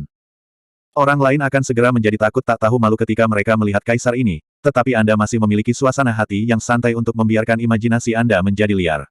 Petik 2. Zuan tercengang. Dia bahkan melihat melalui pikiran acak saya. Apakah orang ini tahu membaca pikiran? Tapi dia masih menjawab, apa yang bisa saya katakan? Ketika Anda merangkak naik dari bawah, di mana hidup Anda sama sekali tidak berharga, Anda cenderung mengembangkan sedikit sifat pantang menyerah. Kamu bahkan bertingkah seperti ini di depanku. Tidak heran Anda berperilaku seperti yang Anda lakukan di depan putra mahkota. Kaisar menurunkan penanya. Jika ada orang yang berdiri di sampingnya, mereka akan melihat bahwa dia menulis kata, keabadian, dengan beberapa titik di belakangnya. Hatinya jelas penuh dengan keraguan dan keraguan-raguan saat menulis kata-kata ini. Tentu saja, sebagai seorang kaisar, dia tidak akan menunjukkan ini kepada orang lain.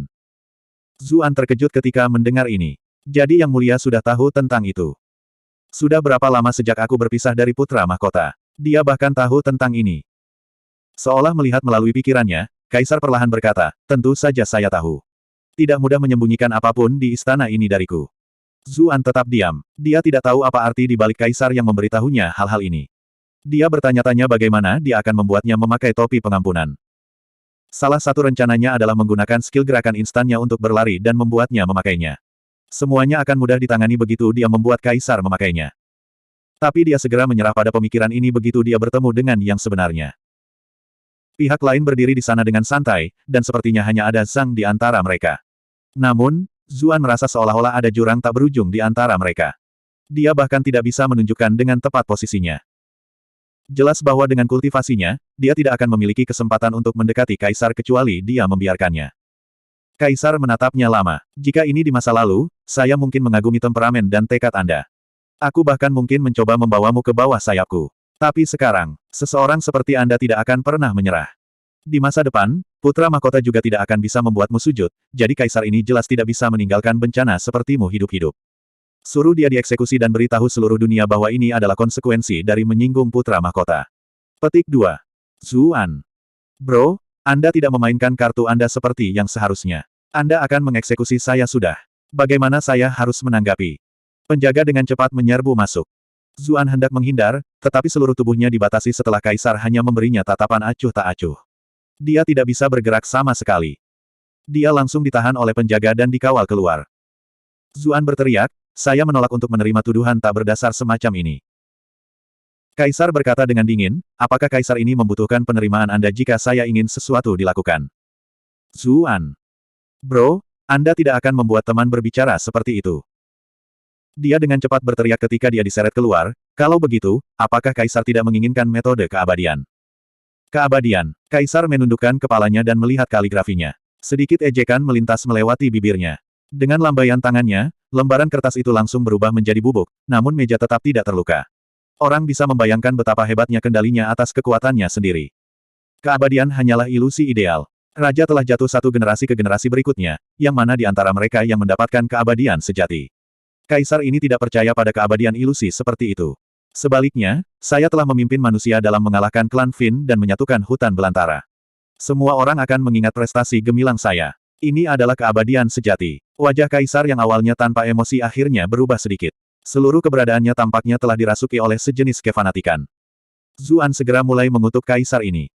Mengapa Anda mengirim orang untuk menemukan Sutra Phoenix Nirvana jika Anda bahkan tidak peduli dengan keabadian? Mengapa Anda bahkan membawa saya ke sini? Karena ini sudah menjadi masalah hidup dan mati, pikirannya bergerak dengan kecepatan cahaya. Dia dengan cepat berkata, tapi setelah 10.000 tahun, orang mungkin tidak mengingat pencapaianmu lagi. Mereka bahkan mungkin melupakanmu setelah hanya beberapa abad. Mustahil. Kaisar meledak menjadi marah. Ini adalah keabadian yang dia cari, yang paling dia pedulikan. Bagaimana dia bisa mentolerir keraguan orang lain? Anda telah berhasil mengendalikan Zhao Han untuk plus 999 kemarahan. Aura yang sangat kuat tersapu. Kedua penjaga yang menahan Zuan langsung berlutut dan memohon ampun. Meskipun Zuan juga merasa tidak enak karena tekanan, dia masih menghela nafas lega. Dia akhirnya menerima beberapa poin kemarahan dari orang ini. Bagaimanapun, dia masih manusia, dan bukan dewa. Tidak mungkin dia akan membuang waktu. Dia mengambil kesempatan sekilas ini. Apa yang ingin saya katakan tidak bisa masuk ke telinga orang lain. Kaisar memberinya tatapan dingin. Dengan lambaian tangannya, kedua penjaga itu mundur. Dengan kultivasinya, tentu saja tidak perlu takut pada penyadap. Ketika para penjaga pergi, Kaisar berkata, Anda boleh berbicara. Namun, jika kamu berani mempermainkanku, nada mengancam dalam suaranya terdengar jelas. Zuan sudah memilah-milah pikirannya sebelumnya. Dia menjawab, ide Kaisar Anda baik-baik saja. Masih akan ada catatan prestasi Anda bertahun-tahun kemudian. Jenis keabadian ini jauh lebih berarti daripada seseorang yang menjalani kehidupan terpencil di pegunungan. Namun, keinginan Anda juga tidak akan benar-benar terpenuhi. Lagi pula, jika Anda ingin pencapaian Anda diwariskan untuk selamanya, maka Anda harus meminta juru tulis untuk mencatat detailnya sebagaimana adanya. Namun jika dinasti berganti, pencemaran nama baik dinasti sebelumnya adalah hal yang biasa. Bahkan jika dinasti tidak berubah, jika seseorang yang tidak setuju dengan yang mulia berhasil naik tahta, maka mereka mungkin juga merusak sejarah. Itu mungkin tidak bisa menipu orang-orang zaman sekarang, tetapi mereka akan menipu orang-orang berabad-abad dan ribuan tahun kemudian. Pada waktu itu, prestasi yang mulia akan terkubur di sungai besar waktu, dan generasi berikutnya tidak akan tahu tentang apa yang terjadi. Jika itu terjadi, maka yang mulia tidak akan mendapatkan keabadianmu. Kaisar menyipitkan matanya. Apa maksudmu?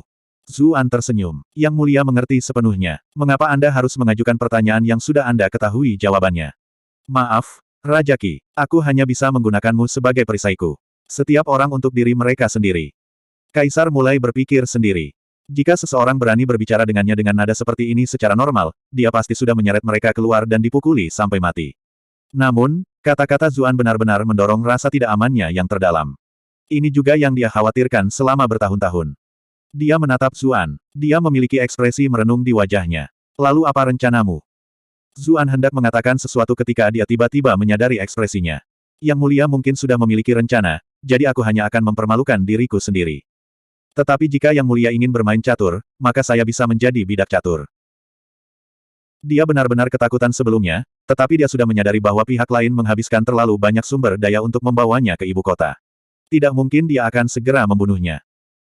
Alasan mengapa Kaisar melakukan apa yang dia lakukan sebelumnya mungkin hanya sebagai pertunjukan kekuatan awal. Kaisar terkejut. Kamu memang agak istimewa. Tidak heran dia bersyafaat demi Anda. Petik 2. Bab 579, pertama dalam sejarah. Hah? Zuan tercengang. Seseorang berbicara untuknya. Dia bahkan tidak tahu apakah yang dibicarakan Kaisar adalah pria atau wanita. Apakah itu Cu Cuyan? Tapi dia bukan seseorang yang memiliki kualifikasi untuk berbicara langsung dengan Kaisar, kan? Ekspresi Kaisar menjadi suram. Dia berjalan ke jendela dan menatap ke langit yang jauh. Ekspresi ganas awalnya sekarang memiliki jejak kelembutan. Saat itu, aku berutang budi padanya. Suaranya menghilang. Dia mengenang, tetapi Zuan tidak tahu apakah itu tentang masa lalunya atau orang itu. Zuan tercengang saat melihat ekspresinya. Ini mungkin api lama. Selanjutnya, mengapa Kaisar terlihat sangat mirip dengan Sim? Ada seorang wanita di dunia ini yang tidak bisa dia dapatkan. Zuan segera merasakan kehausan akan gosip membara dalam dirinya. Siapa wanita ini? Yang lebih aneh lagi adalah, mengapa wanita ini berbicara untuknya? Kapan saya pernah bertemu orang seperti itu? Dia memikirkan kembali wanita yang dia kenal. Dia tidak bisa memikirkan siapapun. Kaisar sudah berbalik. Benar, bagaimana kabar Wanru baru-baru ini? Wanru, Zuan tercengang. Baru setelah beberapa saat dia menyadari siapa yang dia bicarakan. Ibu mertua sama sekali tidak mudah akhir-akhir ini. Dia memiliki kekhawatiran yang tak ada habisnya dari semua bahaya di sekitar klan Chu. Petik 2. Sementara itu, pikirannya menjadi liar. Qin Wanru memiliki hubungan dengan Kaisar. Mengapa dia tiba-tiba melihat tanaman hijau di atas kepala ayah mertuanya? Mungkinkah orang yang berbicara untuknya adalah dia? Tapi sepertinya itu tidak benar. Dia bahkan tidak bisa membantu klan Chu, jadi bagaimana dia bisa melindungiku? Apakah kamu mencoba berbicara untuknya? Kaisar mendengus. Siapa yang menyuruhnya memilih Chu Zongtian saat itu? Kalau tidak, dia akan menjadi selir kekaisaran sekarang. Tidak akan ada gangguan yang mengganggu itu. Zuan. Dia benar-benar terkejut. Meskipun dia menebak bahwa mungkin ada sesuatu di antara keduanya, dia tidak pernah berharap Qin Wanru memiliki kesempatan untuk menjadi selir kekaisaran. Ayah mertua benar-benar sesuatu yang luar biasa saat itu. Dia benar-benar mencuri seorang gadis dari kaisar sendiri. Tidak heran klan Chu mengalami hal yang sangat sulit tahun-tahun ini. Ini tidak seperti yang kamu pikirkan. Seolah melihat melalui pikiran Zuan, Kaisar berkata dengan mendengus, bagaimana Kaisar ini bisa menjadi tipe yang cemburu pada seorang wanita.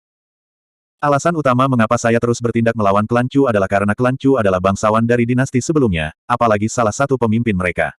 Tanah dan kekayaan mereka bukan milik pengadilan, yang menjadikan mereka negara di dalam negara.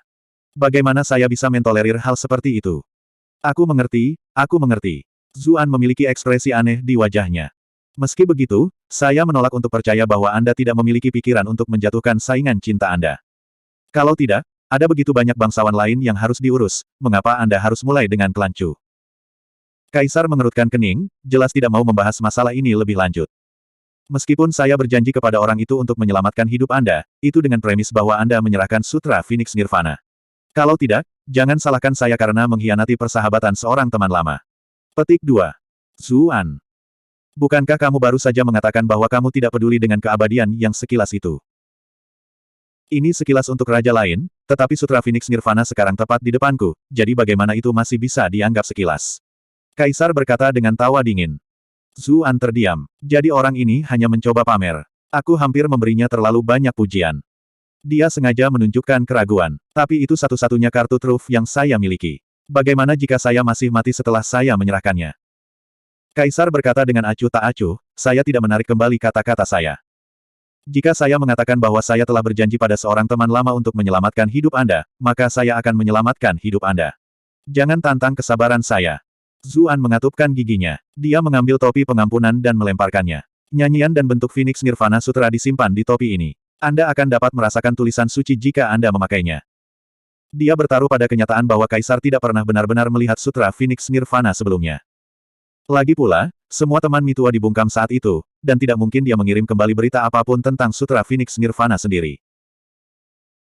Kemudian, Kasim Wei dan juga tidak pernah melihat Sutra Phoenix Nirvana, jadi seharusnya tidak ada cara bagi Kaisar untuk mengetahui kitab suci yang sebenarnya ditulis. Tentu saja, dia tidak memiliki keterampilan untuk meninggalkan jejak jiwa di topi pengampunan. Itu adalah pekerjaan Mili. Hanya dengan pengetahuan dan kultivasinya dia bisa melakukan sesuatu seperti ini. Ketika dia menerima topi itu dan melihat warna hijaunya yang subur, Kaisar tanpa sadar mengerutkan kening. Dia tidak segera memakainya. Saya mendengar bahwa Anda memberi tuan muda klan Sang topi hijau selama pernikahan klan Sang di Bright Moon City. Ekspresi Kaisar menjadi berbahaya. Zuan panik. Dia tidak berharap Kaisar mengetahui detail ini. Dia hanya bisa menjawab dengan jujur. Memang begitu, tapi topi itu berbeda dari yang ini. Itu hanya topi hijau biasa, tapi yang ini memiliki sutra Phoenix Nirvana yang direkam di atasnya. Kaisar mengerutkan kening. Saya masih tidak mengerti mengapa Anda memberi Sang Qian topi hijau, dan itu bahkan bentuknya sama dengan Phoenix Nirvana Sutra, Anda yang paling berharga. Menurut intelijen, kamu dan Sang Qian sepertinya tidak akur. Zuan berkeringat dingin. Dia tidak berharap lelucon masa lalunya berakhir mengacaukan segalanya sekarang. Saya tidak memikirkan hal lain saat itu, saya hanya tidak ingin memberinya sesuatu yang mahal, jadi saya memilih topi yang murah. Itu kebetulan, murni kebetulan. Petik 2. Apakah begitu? Kaisar mencibir. Saya berasumsi bahwa memberi seseorang topi hijau berarti Anda bermain-main dengan istrinya atau makna serupa. Dengan jaringan informasinya yang kuat, tidak sulit untuk mengetahui hubungan Zuan dan Zhengdan. Zuan. Bagaimana mungkin dia mengakui itu? Jika Kaisar tahu bahwa ini adalah apa yang Anda pikirkan, maka Anda tidak akan hidup tidak peduli berapa banyak kehidupan yang Anda miliki. Lagi pula, terlepas dari apapun yang akan mengancam tahta kekaisaran, yang paling ditakuti Kaisar adalah selirnya yang bermain-main dengan pria lain. Ada keindahan yang tak ada habisnya di dalam kamar selir, tetapi hanya ada satu Kaisar. Tidak mungkin dia bisa memperhatikan setiap orang dari mereka. Sesaat kecerobohan dan salah satu selir itu mungkin mencari pria lain karena kesepian. Itulah mengapa semua pria yang berurusan dengan selir kekaisaran akan mengebiri diri mereka sendiri dan berubah menjadi Kasim. Dia dengan cepat menjelaskan, itu sama sekali bukan niatku. Lagi pula, tidak mungkin aku bisa membuat topi seperti ini. Kaisar mengangguk. Jika bukan karena misteri mendalam yang bahkan aku tidak mengerti di dalam topi ini, aku akan segera menebasmu saat melihat jenis topi hijau ini. Zuan tersenyum meminta maaf. Yang mulia benar-benar bijaksana dan brilian. Dia menghela nafas. Sistem prajurit keyboard ini selalu memberinya hal-hal aneh tapi luar biasa. Heires Ball of Delights itu seperti ini. Saat itu, ada celah yang sangat besar dalam kultivasi, namun dia mampu melawan karena Heires Ball of Delights. Sekarang, topi pengampunan ini sama. Mili samar-samar bisa merasakan beberapa formasi rune misterius di atasnya, tapi itu hanya karena pengetahuannya yang luas. Dia memiliki prestasi besar di bidang ini. Meskipun keagungannya kuat, dia tidak bisa dibandingkan dengan Mili dalam aspek ini. Itulah mengapa dia hanya bisa merasakan dao misterius di dalam, namun tidak bisa memahami apa sumbernya. Tapi dia tahu bahwa topi ini jelas bukan sesuatu yang biasa. Lupakan Zuan, dia bahkan tidak bisa membuat topi seperti ini. Itu sebabnya dia percaya Zuan. Namun, bagaimana dia bisa tahu bahwa Zuan memiliki cheat gila? Kaisar kembali ke tahta naganya dengan topi di tangan. Setelah ragu-ragu, dia masih memakainya. Dengan kultivasinya, dia tidak perlu takut akan tipu daya dengan topi ini. Alasan dia ragu-ragu adalah karena begitu dia mendapatkan metode keabadian yang sebenarnya, keyakinan yang dia kejar sepanjang hidupnya mungkin mulai goyah. Tapi godaan keabadian terlalu besar. Pertempuran dengan klan Fin melukai fondasinya, yang membuat harapan hidupnya menjadi jauh lebih rendah dari biasanya. Dia bahkan samar-samar bisa merasakan bahwa dia tidak punya waktu bertahun-tahun lagi. Namun, dia masih memiliki terlalu banyak hal yang tidak ingin dia lepaskan. Zuan menghela napas panjang lega ketika dia melihat topi hijau subur di kepala Kaisar. Meskipun ada beberapa kendala, namun semuanya berjalan cukup lancar. Dia tiba-tiba santai. Dia mungkin orang pertama dalam sejarah yang membuat seorang kaisar dengan senang hati mengenakan topi hijau, kan? Bab 580, rasa dingin di antara kakinya. Zuan kecewa dengan dirinya sendiri. Dia berada dalam situasi hidup atau mati, namun pikirannya masih bisa mengembara ke pikiran kosong seperti itu. Dia tidak benar-benar yakin apakah topi pengampunan akan berhasil pada kaisar. Bagaimanapun, dia adalah ahli terkemuka di dunia. Akan menjadi bencana jika dia memiliki sesuatu yang meniadakan efek topi itu. Meskipun dia tidak mempertaruhkan semuanya pada topi pengampunan, segalanya akan berjalan lebih lancar jika berhasil. Saat pikirannya mengembara, Kaisar duduk di atas tahta naga, matanya terpejam berpikir. Zuan tidak tahu apakah topi pengampunan sedang melakukan tugasnya, atau apakah Kaisar sedang memeriksa isi sutra Phoenix Nirvana. Dalam beberapa saat, Kaisar perlahan membuka matanya, ekspresinya sulit dibaca. Beberapa saat kemudian, dia bergumam pada dirinya sendiri, beberapa hal hampir tidak layak untuk dimakan, tetapi membuangnya masih akan sangat disayangkan. Apakah Yang Mulia memahami arti keabadian? Zuan bertanya dengan hati-hati. Secara alami, teknik yang dia tempatkan di topi bukanlah sutra Phoenix Nirvana yang asli. Lagi pula, tidak mungkin dia cukup bodoh untuk menyerahkan kartu truf terbesarnya. Tentu saja, nyanyian itu tidak sepenuhnya palsu. Faktanya, 90% benar. Namun, 10% kepalsuan sudah cukup untuk menghancurkan 90% lainnya. Dia tidak membaca Legend of Condor Heroes tanpa alasan.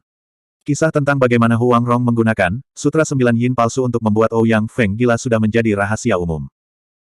Kultivasi kaisar terlalu hebat, dan dia akan dengan mudah melihat pemalsuan sederhana.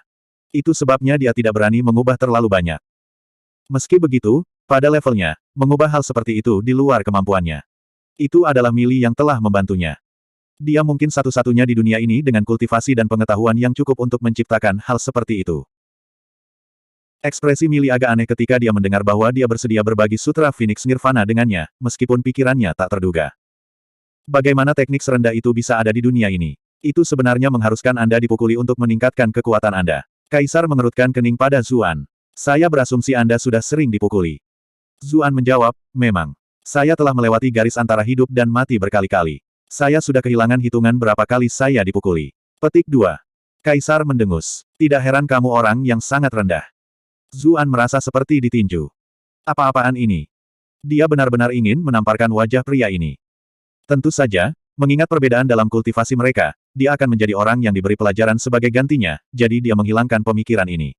Dia hanya bisa menatap topi hijau dan diam-diam menikmati kemenangan kecil ini. Aku adalah putra surga, renung sang kaisar. Siapa di dunia ini yang berani menyerangku? Tinju siapa yang bisa menjangkauku? Lupakan. Yang terburuk, Anda harus membuang semua teknik lain dan hanya mengolah yang ini.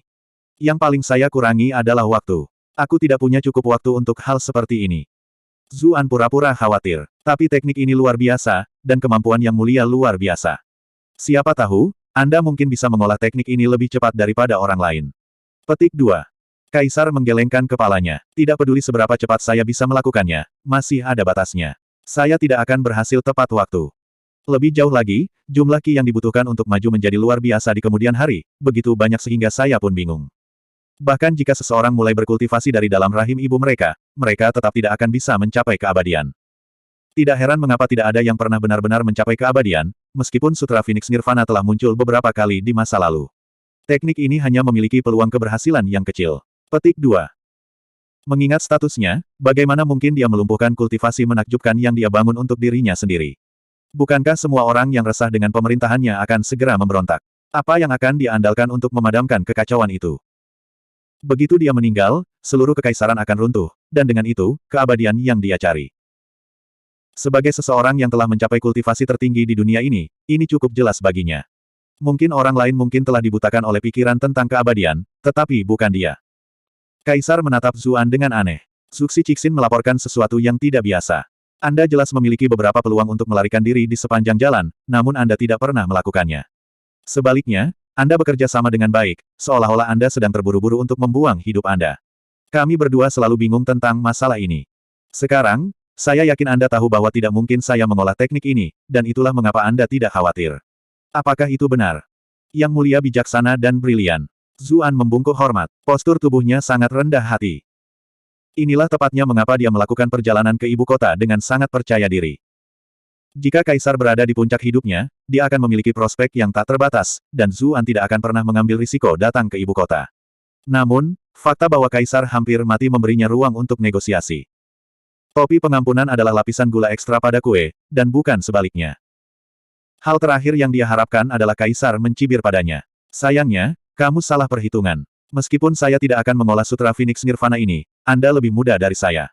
Anda masih memiliki harapan. Apakah Anda pikir saya akan membiarkan seseorang yang memiliki kesempatan untuk mencapai keabadian tetap hidup? Zuan tetap tenang. Yang mulia, Anda baru saja mengatakan bahwa tidak ada yang benar-benar dapat mengolah teknik ini, jadi bagaimana mungkin saya bisa mencapai keabadian? Jika saya benar-benar memiliki kesempatan untuk mengolahnya dengan sukses, saya tidak akan berani datang ke ibu kota. Petik 2. Dia tidak berbohong ketika dia mengatakan ini, karena dia tahu betapa sulitnya membuat kemajuan dengan mengandalkan Sutra Phoenix Nirvana saja. Bahkan dengan keyboard yang mendukungnya, itu sulit. Jumlah poin rage yang dibutuhkan untuk mengisi formasi peringkat kelima sudah mengejutkan. Terlebih lagi, jumlah poin kemarahan yang dibutuhkan untuk formasi selanjutnya meningkat secara eksponensial, yang membuat kesuksesan semakin tidak realistis. Untuk orang lain, kemajuan akan jauh lebih lambat. Tentu saja, teknik lainnya masih memberinya harapan, tetapi orang lain tidak akan memiliki kesempatan bola salju di neraka. Napas kaisar tercekat. Dia menyadari bahwa dia kehilangan ketenangannya untuk sesaat. Kegembiraannya akan keabadian telah membuatnya merasa kecewa. Bahkan aslinya yang ketat akan goyah. Tindakannya bertentangan dengan kata-katanya sendiri. Dia mencibir pada Zuan. Menunjukkan kecerdasanmu di depan kaisar ini bukanlah pilihan yang cerdas. Zuan menjawab, saya tidak mencoba untuk pamer. Aku hanya menyatakan fakta. Kaisar menatapnya untuk waktu yang lama, lalu mengubah topik pembicaraan. Apa pendapatmu tentang putra mahkota? Zuan terkejut dengan pertanyaan ini. Sebagai ayahnya, apakah Anda benar-benar tidak tahu seperti apa anak Anda? Tentu saja, dia tidak sebodoh itu dengan berani mengklaim bahwa putra mahkota itu bodoh. Lagi pula, tidak peduli seberapa tidak egoisnya seorang ayah, dia tidak akan pernah suka mendengar hal seperti itu. Putra mahkota itu sederhana dan jujur. Wataknya mengingatkan kembali pada kasih karunia nenek moyang kita. Zuan ingin menangis. Apakah Anda pikir mudah bagi saya untuk membuat omong kosong yang bijaksana seperti ini? Kaisar tertegun sejenak, lalu senyum perlahan tersungging di bibirnya. Kamu orang yang cukup licik. Zuan mengambil kesempatan untuk menyelidiki lebih jauh. Apakah Yang Mulia menyuruh Penatuali memimpin saya untuk bertemu dengan putra mahkota dengan sengaja? Dia pernah menjabat sebagai kaisar di Yingsu, jadi dia memahami cara kerja pikiran seorang penguasa. Tidak perlu selalu menjadi yes man. Kadang-kadang lebih menguntungkan untuk mengemukakan poin-poin penting pada waktu yang tepat. Kaisar mendengus. Orang itu sudah dipotong dadu dan diumpankan ke anjing-anjing. Zuan menggigil. Tanggapan seperti itu sama sekali tidak terduga. Sejujurnya, pertemuannya dengan putra mahkota terasa aneh. Dari kata-kata Kaisar, sepertinya dia bukan orang yang menghasut Penatuali untuk mengantarnya ke lokasi yang dekat dengan putra mahkota. Penatuali jelas tidak bertindak atas inisiatifnya sendiri dalam masalah ini, yang berarti ada seseorang di belakangnya, yang mengarahkan tindakannya. Siapapun mereka, mereka mungkin berharap putra mahkota atau putri akan membantu mereka dan menyingkirkannya. Lagi pula, mengingat moralitas dan temperamen putra mahkota, ada kemungkinan besar Zuan mati. Putri mahkota juga memiliki temperamen yang buruk, dan akan dengan mudah memerintahkannya untuk dipukuli sampai mati. Perintah Kaisar untuk penangkapannya membuat Zuan mencengkeram ujung talinya. Dipermalukan oleh putra mahkota dan putri mungkin sudah cukup untuk mendorongnya ke tepi dan membuatnya berhati-hati dengan angin hanya untuk membawa putra mahkota turun bersamanya. Apakah dia yang membunuh putra mahkota atau sebaliknya, hasilnya akan menguntungkan orang di belakang layar. Jelas bahwa orang ini tidak memiliki kemampuan untuk mengirim pembunuh ke istana kekaisaran, jadi mereka harus menggunakan pendekatan seperti itu. Tentu saja, tidak mungkin bagi dalang tersembunyi untuk memprediksi bahwa Zuan tidak akan merasa berada di posisi yang sulit sama sekali. Dia telah merencanakan untuk bertemu Kaisar untuk menyelesaikan masalah ini sejak awal, jadi tidak mungkin rencana ini berhasil. Kaisar berjalan ke jendela dengan tangan di belakang, matanya menatap pemandangan yang jauh. Sedikit obsesi berkilauan di matanya. Apakah kamu tahu mengapa aku mengatur agar kamu menghabiskan malam di luar istana? Zuan membuka mulutnya untuk berbicara, tetapi ragu-ragu. Kaisar tertawa. Tidak ada salahnya memamerkan sebagian dari kecerdasanmu. Kaisar ini membutuhkan seseorang dengan kecerdasan untuk menghadapi apa yang akan datang, bukan idiot. Zuan kemudian berkata, saya sendiri juga telah merenungkan hal ini. Biasanya, menahanku di luar istana untuk 1 hari lagi hanya akan berarti 1 hari ekstra ketidakpastian. Benar saja, pembunuh muncul. Sebagai ahli nomor 1 di dunia, tidak mungkin Anda buta terhadap fakta ini. Kaisar mendengus. Berhentilah membuang waktumu dengan sanjungan. Zuan terkekeh, lalu melanjutkan. Setelah bertemu Yang Mulia, tiba-tiba saya sadar bahwa Yang Mulia menggunakan saya sebagai umpan untuk menarik semua musuh Anda sehingga Anda bisa menangkap mereka dalam satu gerakan. Pada awalnya, dia hanya mengirim Raja Liang dan beberapa utusan bordir untuk menangkapnya. Meskipun mereka tampak kuat, rahasia kehidupan abadi terlalu kuat dari godaan, dan kekuatan mereka saja tidak cukup untuk menghentikan serangan dari berbagai faksi. Kaisar ini benar-benar kejam. Apakah perjalanan saya tidak cukup sulit? Dia bahkan memberi orang-orang itu kesempatan lagi di ibu kota. Jika bukan karena semua tipuan yang dia miliki, rumput liar di makamnya pasti sudah tumbuh setinggi langit.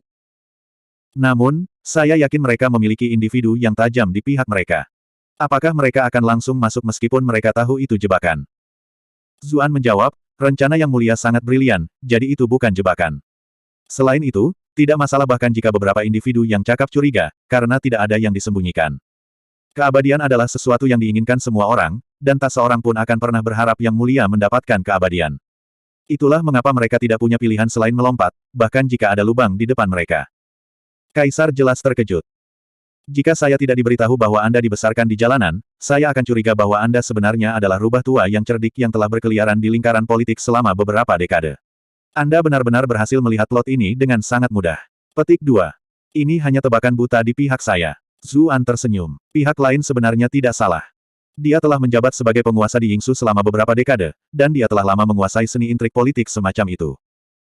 Kaisar melanjutkan, kamu benar. Saya ingin memancing mereka yang bersembunyi di arus bawah. Ada banyak pejabat pemerintah daerah yang tampaknya setia yang telah lama membelot. Saya perlu menemukan cara untuk menjaga mereka tetap terkendali. Sejak upaya pembunuhan publik terjadi di dalam ibu kota, jelas bahwa petugas keamanan dari klan Murong tidak akan melakukan pekerjaannya lagi.